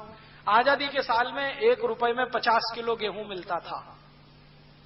आज 50 किलो गेहूं 300 रुपए में मिलेगा या 350 रुपए में। आजादी के साल में 1 रुपए में 2 किलो शुद्ध गाय का घी मिलता था। आज 2 किलो शुद्ध गाय का घी ढूंढने जाओ तो 700-800 रुपए से नीचे नहीं मिलेगा, मिलावट वाला 400 रुपए में मिल जाएगा। आजादी के साल में किसी के घर में 2-4 रुपया इकट्ठा हो जाए तो सोना खरीद लेते थे। अभी 10 ग्राम सोना खरीदने के लिए कम से कम 10,000 रुपया हो तब कल्पना हो सकती है। आजादी के साल में किसी सरकारी कर्मचारी की पगार 20 रुपए होती थी ना, तो 10-12 रुपए में घर का खर्च चलता था महीने का, 8 रुपए बचा लेता था फिर भी, और सुखी रहता था। अब आजादी के 50-60 साल के बाद 10,000 रुपए महीने की पगार अगर मिल जाए तो भी उसका घर खर्च नहीं चलता। महंगाई बहुत बढ़ी, गरीबी बहुत बढ़ी, बेरोजगारी बहुत बढ़ी, भ्रष्टाचार बहुत बढ़ा। और आजादी के साल में भारत की सरकार बोलती है कि 33% भारत की जमीन का कुल जंगल था। अब आजादी के 60 साल के बाद 70% जमीन पर ही जंगल रह गया। 17%, माने लगभग आधे जंगल खत्म हो गए आजादी के बाद। ये सच्चाई के साथ कि भारत में इंडियन फॉरेस्ट एक्ट है, फिर भी जंगल साफ होते चले जा रहे हैं। फॉरेस्ट डिपार्टमेंट है जिस पर करोड़ों रुपए खर्च होते हैं हर साल पगार के, लेकिन जंगल बढ़ नहीं रहे, कम हो रहे हैं। आजादी के बाद पर्यावरण का प्रदूषण बढ़ा है। आजादी के बाद नदियों के पानी का प्रदूषण बढ़ा है। आजादी के साल में जो गंगा पावनी होती थी, जिसका गंगा जल पीकर आप अमृत मानते थे, आज उस गंगा कई स्थानों पर ऐसी हालत में है कि आप पानी छूने की हिम्मत न करें, नहाना तो दूर की बात है। गंगा को इतना मैला कर दिया, जमुना तो इतनी मैली हो गई है कि कीचड़ ही कीचड़ दिखाई देता है, पानी ही नहीं है जमुना में। नदियों का नाश हुआ है, समुद्रों का नाश हुआ है। आजादी के साल में भारत में लगभग 6.5 लाख तालाब और तलैया थे। आज आजादी के 60 साल के बाद उसमें आधे से ज्यादा बंद हो गए हैं, या सरकारों ने उनकी जमीन एक्वायर करके उन पर बिल्डिंगें बना दी, या लैंड माफिया वाले लोगों के हाथ में वो तालाब चले गए। किसी भी शहर में देखो, एक भी समस्या हल नहीं हो रही है, हर समस्या का बढ़ता ही जा रहा है स्वरूप और प्रारूप। तो शायद श्री राम जी जो विभीषण को कह रहे हैं कि देखो, सत्ता हस्तांतरण मात्र से किसी राज्य की समस्या का समाधान नहीं होता, व्यवस्था बदलनी चाहिए, तब राज्य की समस्याएं हल होती हैं। हम भारतवासियों ने श्री राम जी से अगर इतना ही सीख लिया होता कि सत्ता हस्तांतरण ही नहीं है, व्यवस्था भी बदलो, तो शायद भारत की समस्याओं का समाधान 60 साल में हो गया होता। और अब श्री राम जी की कथा पढ़ के बार बार मुझे ये स्पष्ट हो गया है कि भारत की कोई भी समस्या का समाधान करना है तो सत्ता बदलने से नहीं होगा, व्यवस्था बदलने से होगा।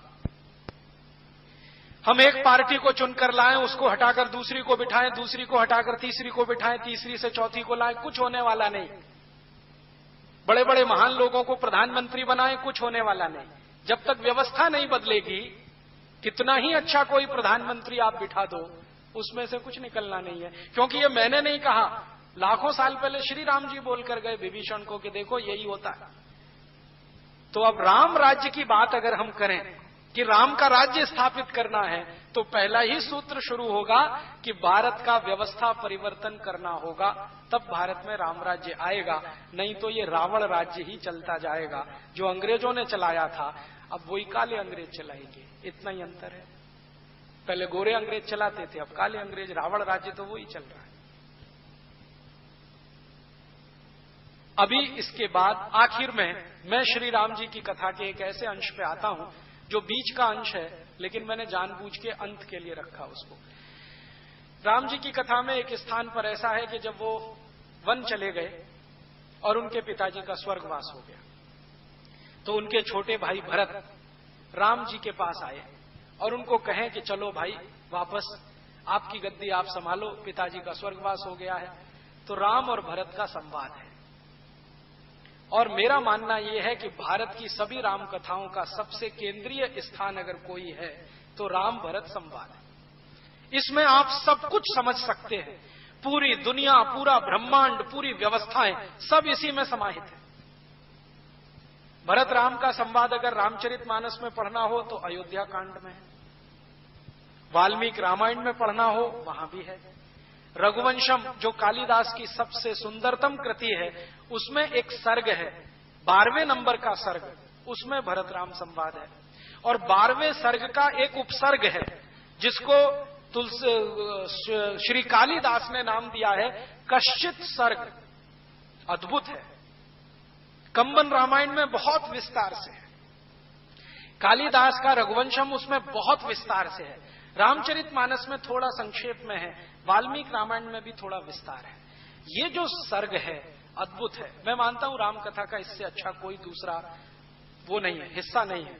इसमें राम को जब मिलने के लिए भरत आते हैं और बताते हैं पिताजी की मृत्यु हो गई है और राज्य को अब चलाना मेरे लिए तो मुश्किल है, आपको वापस चलना पड़ेगा। तो राम जी उनसे कई प्रश्न पूछ रहे हैं और वो सारे प्रश्न हमें बताते हैं कि राम राज्य कैसा होता है।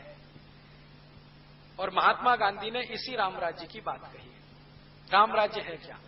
तो भरत आए, कुशल क्षेम पूछा, गले मिलकर रोए, वगैरह वगैरह सब हो गया। फिर शांति के साथ बैठे हैं भरत, और राम जी का पहला प्रश्न जो भरत को है वो ये कि भरत, तुम जिस राज्य से आए हो, अयोध्या का राज्य, तुम कहते हो वो राम का राज्य है, माने मेरा राज्य है, अर्थात राम राज्य है। तो मैं तुमसे पूछता हूं कि इस राज्य को चलाने के लिए तुम्हारी जो नीति, नियम, कायदे, कानून है, उनके बारे में कुछ प्रश्न करता हूं। तुम उनका उत्तर अगर हां में देते हो तो मैं मानूंगा कि वो राम राज्य है, और ना में दे रहे हो तो मैं नहीं मानता कि वो राम राज्य है। तो भरत कह रहे हैं आप प्रश्न पूछिए, जितनी मेरी हैसियत है, क्षमता है, मैं दूंगा। तो पहला ही प्रश्न श्री राम जी पूछ रहे हैं भरत से। वो पूछ रहे हैं कि क्या तुम अपने राज्य के आचार्यों का, वैद्यों का, गुरुओं का, पुरोहितों का और अग्रजों का ऐसा ही सम्मान करते हो जैसा मैं करता था? पहला ही प्रश्न है, क्या तुम अपने राज्य के आचार्यों का, गुरुओं का, अग्रजों का, पुरोहितों का वैसा ही सम्मान करते हो जैसे मैं करता था? तो भरत कहते हैं, हां, मेरी कोशिश तो यही है कि मैं मेरे सभी अग्रजों का सम्मान करूं। मेरी कोशिश तो यही है मैं मेरे सभी गुरुओं का सम्मान करूं। मैं मेरी कोशिश ये करता हूं आचार्यों का सम्मान करूं, लेकिन पुरोहितों के बारे में थोड़ी मुझे मन में आशंका रहती है। राम पूछते क्यों, इसमें आशंका क्या है? तो वो कह रहे हैं कि पुरोहित तो कर्मकांडी कराते हैं ना। तो राम कहते हैं, तो तुमने क्या मान लिया, वो गुरुओं के नीचे है क्या, आचार्यों से कम है क्या? तो कह रहे हैं कि मेरे मन में कभी कभी ऐसा प्रश्न आता है कि पुरोहितों को इतना ही सम्मान क्यों देना, जितना आचार्यों को, जितना गुरुओं को, जितना उसको? क्योंकि हम मानते हैं कि भगवान तो घट घट में है, ईश्वर तो हर कण में व्याप्त है। पुरोहित हमको कर्म कांड की तरफ लेके जाते हैं, तरीके बताते हैं पूजा के, जबकि ईश्वर तो कण कण में है, घट घट में है, भावना से ईश्वर है। पुरोहिताई में क्या है? अब राम जी का उत्तर सुनिए। वो कहते हैं, देखो भरत, ये पुरोहित तुम्हारे राज्य की अर्थव्यवस्था की रीढ़ की हड्डी है। जरा समझो इस बात को, रीढ़ की हड्डी है, माने पूरी अर्थव्यवस्था इन पुरोहितों के दम से चलती है। भरत कहते हैं, समझ में नहीं आ रहा। तब राम कह रहे हैं, धर्मस्य मूलम अर्थम, अर्थस्य मूलम कामम। और इसी बात को राम जी के जाने के कुछ लाख साल के बाद चाणक्य बोलकर गए। धर्मस्य मूलम अर्थम, अर्थस्य मूलम कामम। पहले मुझे ऐसा लगता था, जब तक मैंने कंब रामायण नहीं पढ़ी और ये रघुवंशम नहीं पढ़ा, तो मैं मानता था कि धर्मस्य मूलम अर्थम, अर्थस्य मूलम कामम, इसके मूल प्रणेता चाणक्य हैं, जो बड़े अर्थशास्त्री रहे इस देश में। लेकिन अब पता चला है कि चाणक्य से लाखों साल पहले रामचंद्र जी ये कह रहे हैं भरत को, धर्मस्य मूलम अर्थम। वो कहते हैं कि देखो, धर्म के मूल में अर्थ है। अगर तुम्हारी अर्थव्यवस्था मजबूत है तो धर्म मजबूत होगा, और अर्थव्यवस्था को मजबूत करने में पुरोहितों का सबसे बड़ा योगदान है। तो फिर भी भरत को समझ में नहीं आ रहा है। तो रामचंद्र जी और उदाहरण देके कहते हैं कि देखो, पुरोहित क्या करता है। पुरोहित पूजा करवाता है, तो पूजा करवाता है, तो पूजा करवाता है, वो तो किसी कथा की, सत्यनारायण की, या जो भी करवाता है, लेकिन एक लिस्ट बनवाता है कि 10 घड़े ले आना, एकदम कोरे होने चाहिए, 20 मीटर कपड़ा ले आना, एकदम नया होना चाहिए, इतनी चूड़ियां ले आना, बिना पहनी हुई होनी चाहिए, 10 किलो घी ले आना, ये सामग्री ले आना, ये लकड़ियां ले आना, ये बांस मंगा लेना, ये ऐसा कर लेना, वैसा। मैंने एक बार वो लिस्ट देखी तो कम से कम 108 चीजें रहती हैं उसमें। सिंदूर ले आना, गुड़ ले आना, कलावा ले आना, ये कर लेना, वो कर लेना। तो राम समझा रहे हैं कि देखो, जो आदमी पूजा तो भगवान की कराएगा, वो तो भावना से भी हो सकती है, लेकिन जानबूझकर वो इतनी चीजें मंगाएगा क्योंकि कारीगर जो इन चीजों को बना रहे हैं वो बिकना भी तो चाहिए। उस दिन मेरे समझ में आया श्री राम जी की परिभाषा कि पुरोहित मार्केटिंग मैनेजर होते हैं। अब समझ में आया मुझे, इनसे बड़ा मार्केटिंग मैनेजर कौन होगा। अब देखो, वो कह रहे हैं घड़े ले आना, कोरे लाना, तो कुम्हार का काम बढ़ा के नहीं, घड़े बिके उसके। फिर घड़े पे ढकने के लिए ढक्कन और ले आना, तो कुम्हार का काम और बढ़ा, बिक्री हुई। फिर कहते हैं सकोरे ले आना, कुल्लड़ ले आना, तो उसमें प्रसाद रखेंगे, तो ऐसे करेंगे तो मिट्टी में पवित्रता होती है। पवित्रता तो सभी चीजों में होती है, लेकिन मिट्टी के ये नए नए बर्तन अगर कोई पूजा में लाएगा और ऐसी रोज सैकड़ों पूजाएं होती जाएंगी, तो कुम्हारों का काम जिंदगी भर चलता रहेगा। तो कारीगरों को जिंदा रखना है तो वो पुरोहित ही है। वो नए नए कपड़े मंगाते हैं तो जुलाहों का काम चलेगा, बुनकरों का काम चलेगा, धुनकरों का काम चलेगा। वो नए नए कुछ मान लीजिए बांस मंगवा लीजिए तो बांस के कारीगरों का काम चलेगा। यज्ञ कराना है तो घी डलवा रहे हैं तो घी बनाने वाले बाल गोपालों का काम चलेगा, ग्वालों का काम चलेगा, उनकी गाय की संख्या बढ़ेगी क्योंकि घी बिकेगा। और घी को जला के फूंक देना है ताकि नया घी हमेशा बनता रहेगा। ये तो बहुत दूर की कोई बात है। तो राम जब इसको बहुत विस्तार से समझाते हैं तब भरत कहते हैं, क्षमा करना भाई, मुझे ये समझ में नहीं आता था, अब पता चल गया है कि पुरोहित राज्य व्यवस्था के अर्थ को संभालते हैं, इसलिए वो भी आचार्य और गुरु के समकक्ष है। तो राम कहते हैं कि देखो, कभी कभी ऐसा हो जाए कि गुरुओं का सम्मान कुछ कम हो, आचार्यों का कम हो या किसी का, लेकिन पुरोहितों का कम नहीं होने देना कभी, क्योंकि ये है तो राज्य की अर्थव्यवस्था है। अर्थव्यवस्था मजबूत है तो धर्म टिकाओगे, धर्म टिकेगा तो राज्य आगे बढ़ेगा। हमारी आंखें खोलने वाला है ये कॉन्सेप्ट। आज तक हमारे देश में पुरोहितों को गाली देने का काम हमारे आधुनिक पढ़े लिखे लोगों ने बहुत किया है कि ये पोंगापंथी हैं, ढपोर शंखी हैं, ऐसे शंख बजा देते हैं, वैसे घंटा बजा देते हैं। ये हमको इतना ही दिखाई देता है, इसके आगे का कुछ दिखाई नहीं देता कि वो कितनी बड़ी इकोनॉमी चला देते हैं। और राम आगे का प्रश्न पूछ रहे हैं कि जिन पुरोहितों का तुम सम्मान करो, ध्यान ये रखना कि वो पैसे के लिए कुछ ना करते हो। माने राइडर लगा दिया उन्होंने। एक पुरोहित ऐसे हैं जो पैसा लेके पूजा कराते हैं। राम कह रहे हैं अगर ऐसे पुरोहित हैं तो उनका सम्मान करने की जरूरत नहीं है, क्योंकि जो ज्यादा पैसा देगा उसी का माल बिकवाएंगे फिर तो। इसलिए पुरोहित उन्हीं का सम्मान करना है जो पैसा खुद न लेते हो और कारीगरों का माल बिकवाने में मदद करते हो। तो बिना पैसे लिए जो पूजा कराए वो पुरोहित है, पैसे लेकर जो कराए राम उसको अच्छा नहीं मानते।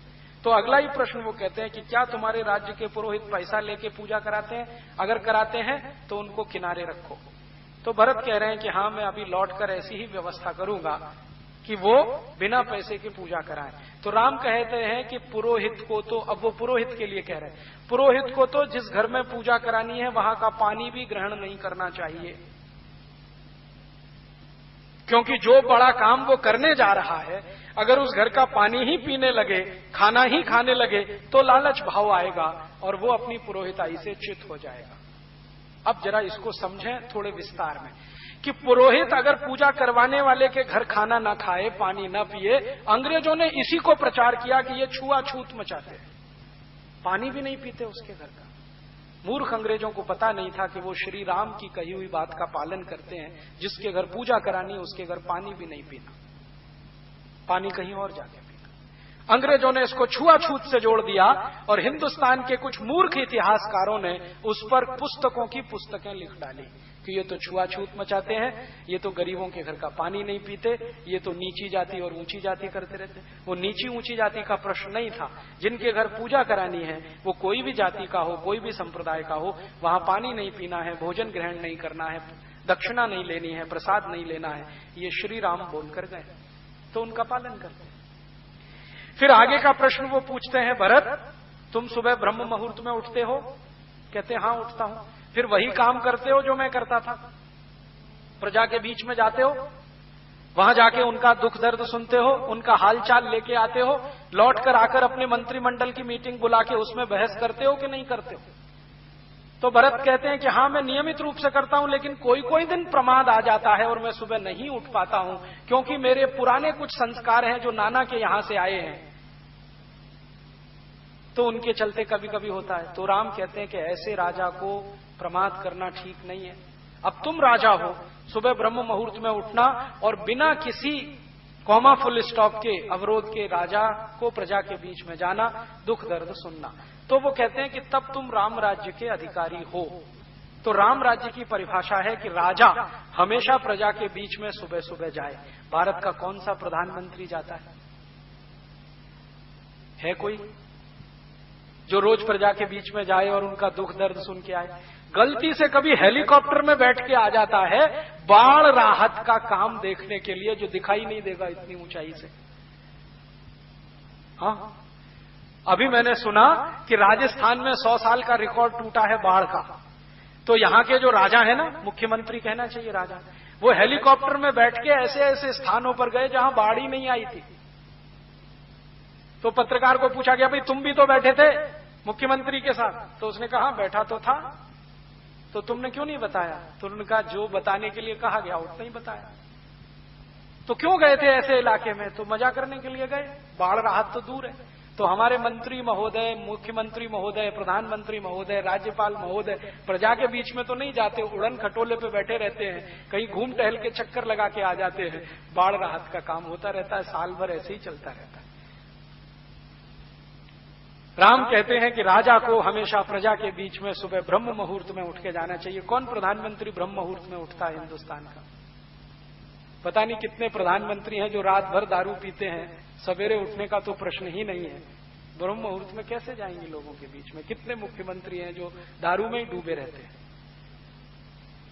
फिर वो आगे का प्रश्न पूछ रहे हैं कि तुम्हारे जो एडवाइजर हैं उनमें से किस पर भरोसा करते हो, जो पैसे लेकर काम करते हैं या जो अवैतनिक सेवाएं देते हैं? एडवाइजर दो तरह के, एक तो ऐसे जिनको आप पगार देते हैं राजा की तरफ से, एक ऐसे जो बिना पगार के। तो भरत कहते हैं कि मैं तो ज्यादा भरोसा उन पर करता हूं जो बिना पगार के होते हैं। तो उनका वही सही सलाह देंगे। जो तुमसे धन लेंगे, संपत्ति लेंगे, वो तुम्हारा मूड देखेंगे, तुम क्या चाहते हो वही बोलेंगे। तो आजकल तो हमारे देश में कोई प्रधानमंत्री अवैतनिक सलाहकार रखता नहीं है, सब वैतनिक सलाहकार हैं। मंत्रियों की सुविधाएं सभी सलाहकारों को हैं, तो प्रधानमंत्री को वो ऐसी ही सलाह देते हैं जो प्रधानमंत्री चाहते हैं, वैसे ही देश चलता रहता है। फिर राम जी आगे कह रहे हैं कि जब तुम मंत्रिमंडल की बैठक करते हो तो कोई मंत्री ऐसा तो नहीं कि जो अंदर की बातें बाहर जाके बोलता हो। तो भरत कह रहे हैं कि नहीं, मेरे राज्य में मंत्रिमंडल में तो कोई ऐसा नहीं है। तो राम कहते हैं ध्यान रखना, अगर मंत्रिमंडल की अंदर की बातें बाहर गईं तो राज्य तुम्हारा टिकेगा नहीं। आज जरा देख लो, हमारे हिंदुस्तान में कैबिनेट की मीटिंग चल रही होती है, अंदर से कोई आ जाता है और न्यूज़पेपर वालों को बाइट दे के चला जाता है कि अंदर ये हो रहा है। फटाक से खबर अगले दिन हेडलाइंस में आ जाती है। फिर सब एक दूसरे पे आरोप लगाते हैं, खबर कहां से लीक हुई हमें नहीं मालूम जी। अभी वो देखा नटवर सिंह का केस, वो पाठक कमेटी की रिपोर्ट लीक हो गई, प्रधानमंत्री कहते हैं मैंने नहीं की, मंत्रिमंडल के लोग कहते हैं मैंने नहीं की, फिर वो कैसे गई लीक? तो राम कहते हैं कि अंदर के कोई फैसले बाहर लीक अगर होते हैं तो ऐसे मंत्रियों को रखना नहीं, तुरंत निकाल के बाहर करना। फिर आगे वो पूछते हैं कि तुम जब भी कोई योजना बनाते हो तो धन की व्यवस्था कैसे करते हो? क्या प्रजा के ऊपर नए टैक्स लगाते हो, नए कर लगाते हो, या अपने राज्य का फालतू खर्च कम करके उससे योजना बनाते हो? तो भरत कह रहे हैं कि मैं कोशिश करता हूं कि मेरे राज्य के फालतू खर्चे कम करूं और उसी से प्रजा के भलाई के काम करूं। नए टैक्स लगाने में मुझे विश्वास नहीं है, क्योंकि आप मानते हो कि ज्यादा टैक्स अच्छे नहीं है। की सरकार 12-13 टैक्स लेती थी, आजादी के 60 साल में अब 63 टैक्स हो चुके हैं, और फिर भी वित्त मंत्री का पेट नहीं भरता। हर समय कहते हैं और टैक्स लाओ और टैक्स लाओ। हर दिन उनका स्टेटमेंट रहता है ज्यादा से ज्यादा लोगों को इनकम टैक्स के नेट में फंसाओ, ज्यादा से ज्यादा लोग। 7,50,000 करोड़ रुपए हम हर साल टैक्स में भरते हैं, फिर भी सरकार का पेट नहीं भरता। राम जी कहते हैं कि फालतू खर्चे कम करो, उससे प्रजा का विकास करो। आज की सरकार के 90% खर्चे फालतू खर्चे हैं, ये सरकार खुद कहती है। हमारी सरकार ने एक शब्द विकसित किया है, non planned expenditure, unplanned expenditure. ये सब फालतू खर्चे हैं। फालतू खर्चे माने प्रधानमंत्री की पगार, प्रधानमंत्री का वेतन, प्रधानमंत्री के मंत्रिमंडल का वेतन, राष्ट्रपति का, मुख्यमंत्रियों का, राज्यपालों का, सरकारी अधिकारियों का, कर्मचारियों का, जिससे विकास का कोई काम नहीं होता।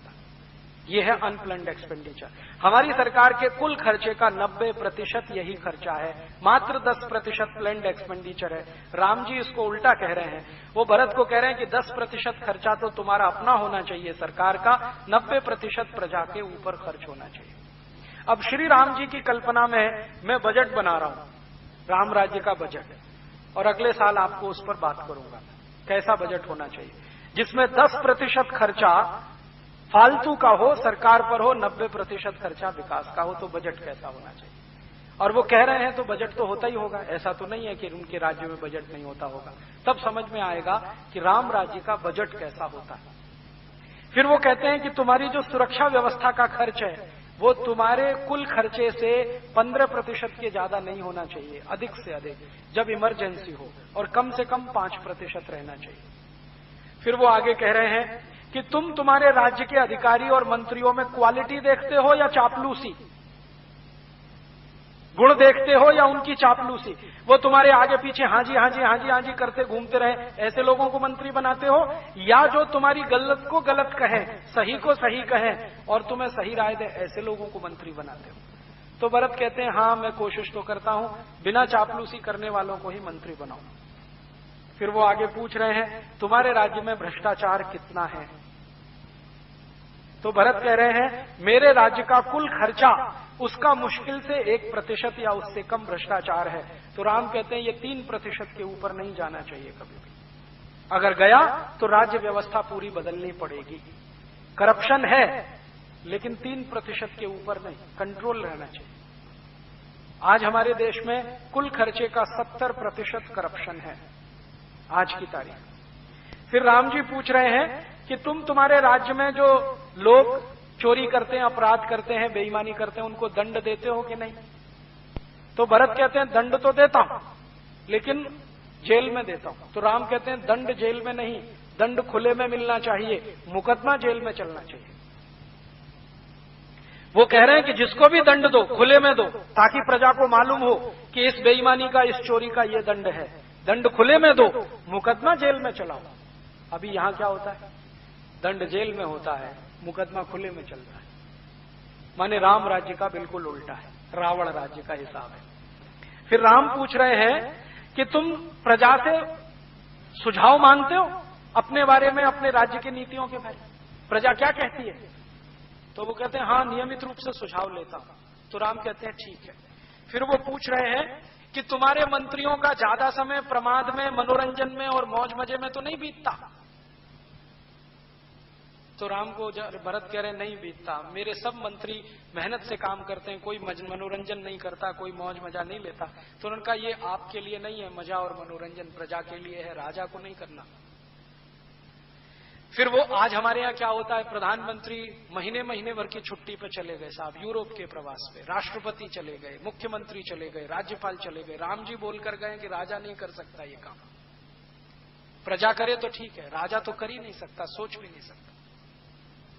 फिर वो आगे प्रश्न पूछ रहे हैं कि क्या तुम्हारी सेना तुम्हारे पूरे अधिकार में है? हाँ। क्या तुम्हारी सेना तुम्हारे सब आदेशों को मानती है? हाँ। क्या सेना में तुम्हारे यहां कोई विद्रोह तो नहीं है? नहीं है। तो फिर तुम निश्चिंत हो सकते हो। फिर वो कहते हैं कि सेना में जो सैनिक वीरता दिखाते हैं उनको तुम पुरस्कृत करते हो कि नहीं? हाँ करता हूं। तो ये दूसरों के लिए अच्छा है। फिर वो पूछ रहे हैं कि तुम जब कोई फैसला लेते हो तो तुम्हारे सब मंत्री एकमत होते हैं कि नहीं, आम राय होती है कि नहीं? तो भरत कह रहा है कि नहीं, कभी कभी ऐसा भी होता है कि 50 मंत्री एक तरफ होते हैं, 51 एक तरफ होते हैं, या 49 एक तरफ, 51 एक तरफ, तो मैं 51 वालों की बात मान लेता हूं। तो राम कहते हैं ये अच्छा नहीं है, सबको एक राय होना चाहिए, तभी तुम्हारा राज्य ज्यादा दिन टिकेगा। माने 49-51 का राम जी ने रिजेक्ट किया है फॉर्मूला, और हमारी संसद इसी पे चल रही है। जो 51 कह दे वो कानून, जो 49 ना कहे वो कानून नहीं, चाहे वो कितना ही सत्य हो। अभी संसद में ज्यादा सांसदों ने कहा वेतन भत्ते बढ़ाओ, तो बढ़ा दिया 15 मिनट में। कुछ माइनॉरिटी में थे जिन्होंने मना किया, उनकी किसी ने सुना नहीं।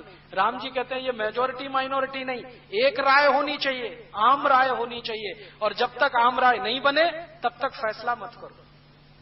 बार बार बैठो, बार बार बैठो, बार बार बैठो। हमारे यहां डेमोक्रेसी के सारे प्रिंसिपल तो श्री राम जी तय करके चले गए। अब ये हमारा दुर्भाग्य है कि हमने उनको देखा नहीं। रघुवंशम में पूरे सारे प्रिंसिपल हैं। हमारी सरकार ने अंग्रेजों की नकल करके पार्लियामेंट्री डेमोक्रेसी लाया। जो श्री राम जी के राम राज्य की डेमोक्रेसी ले आई होती तो सभी शहीदों की आत्मा को श्रद्धांजलि हो गई होती। फिर ऐसे ऐसे उन्होंने बहुत अच्छे प्रश्न किए, और ये सारे प्रश्न इतने अद्भुत हैं कि एक एक प्रश्न पर मैं आपसे आधा घंटे, 1 घंटे बात कर सकता हूं अगर विस्तार से। लेकिन मैं आपके सिर्फ ध्यान में लाना चाहता हूं कि श्री राम के राज्य की व्यवस्था कैसी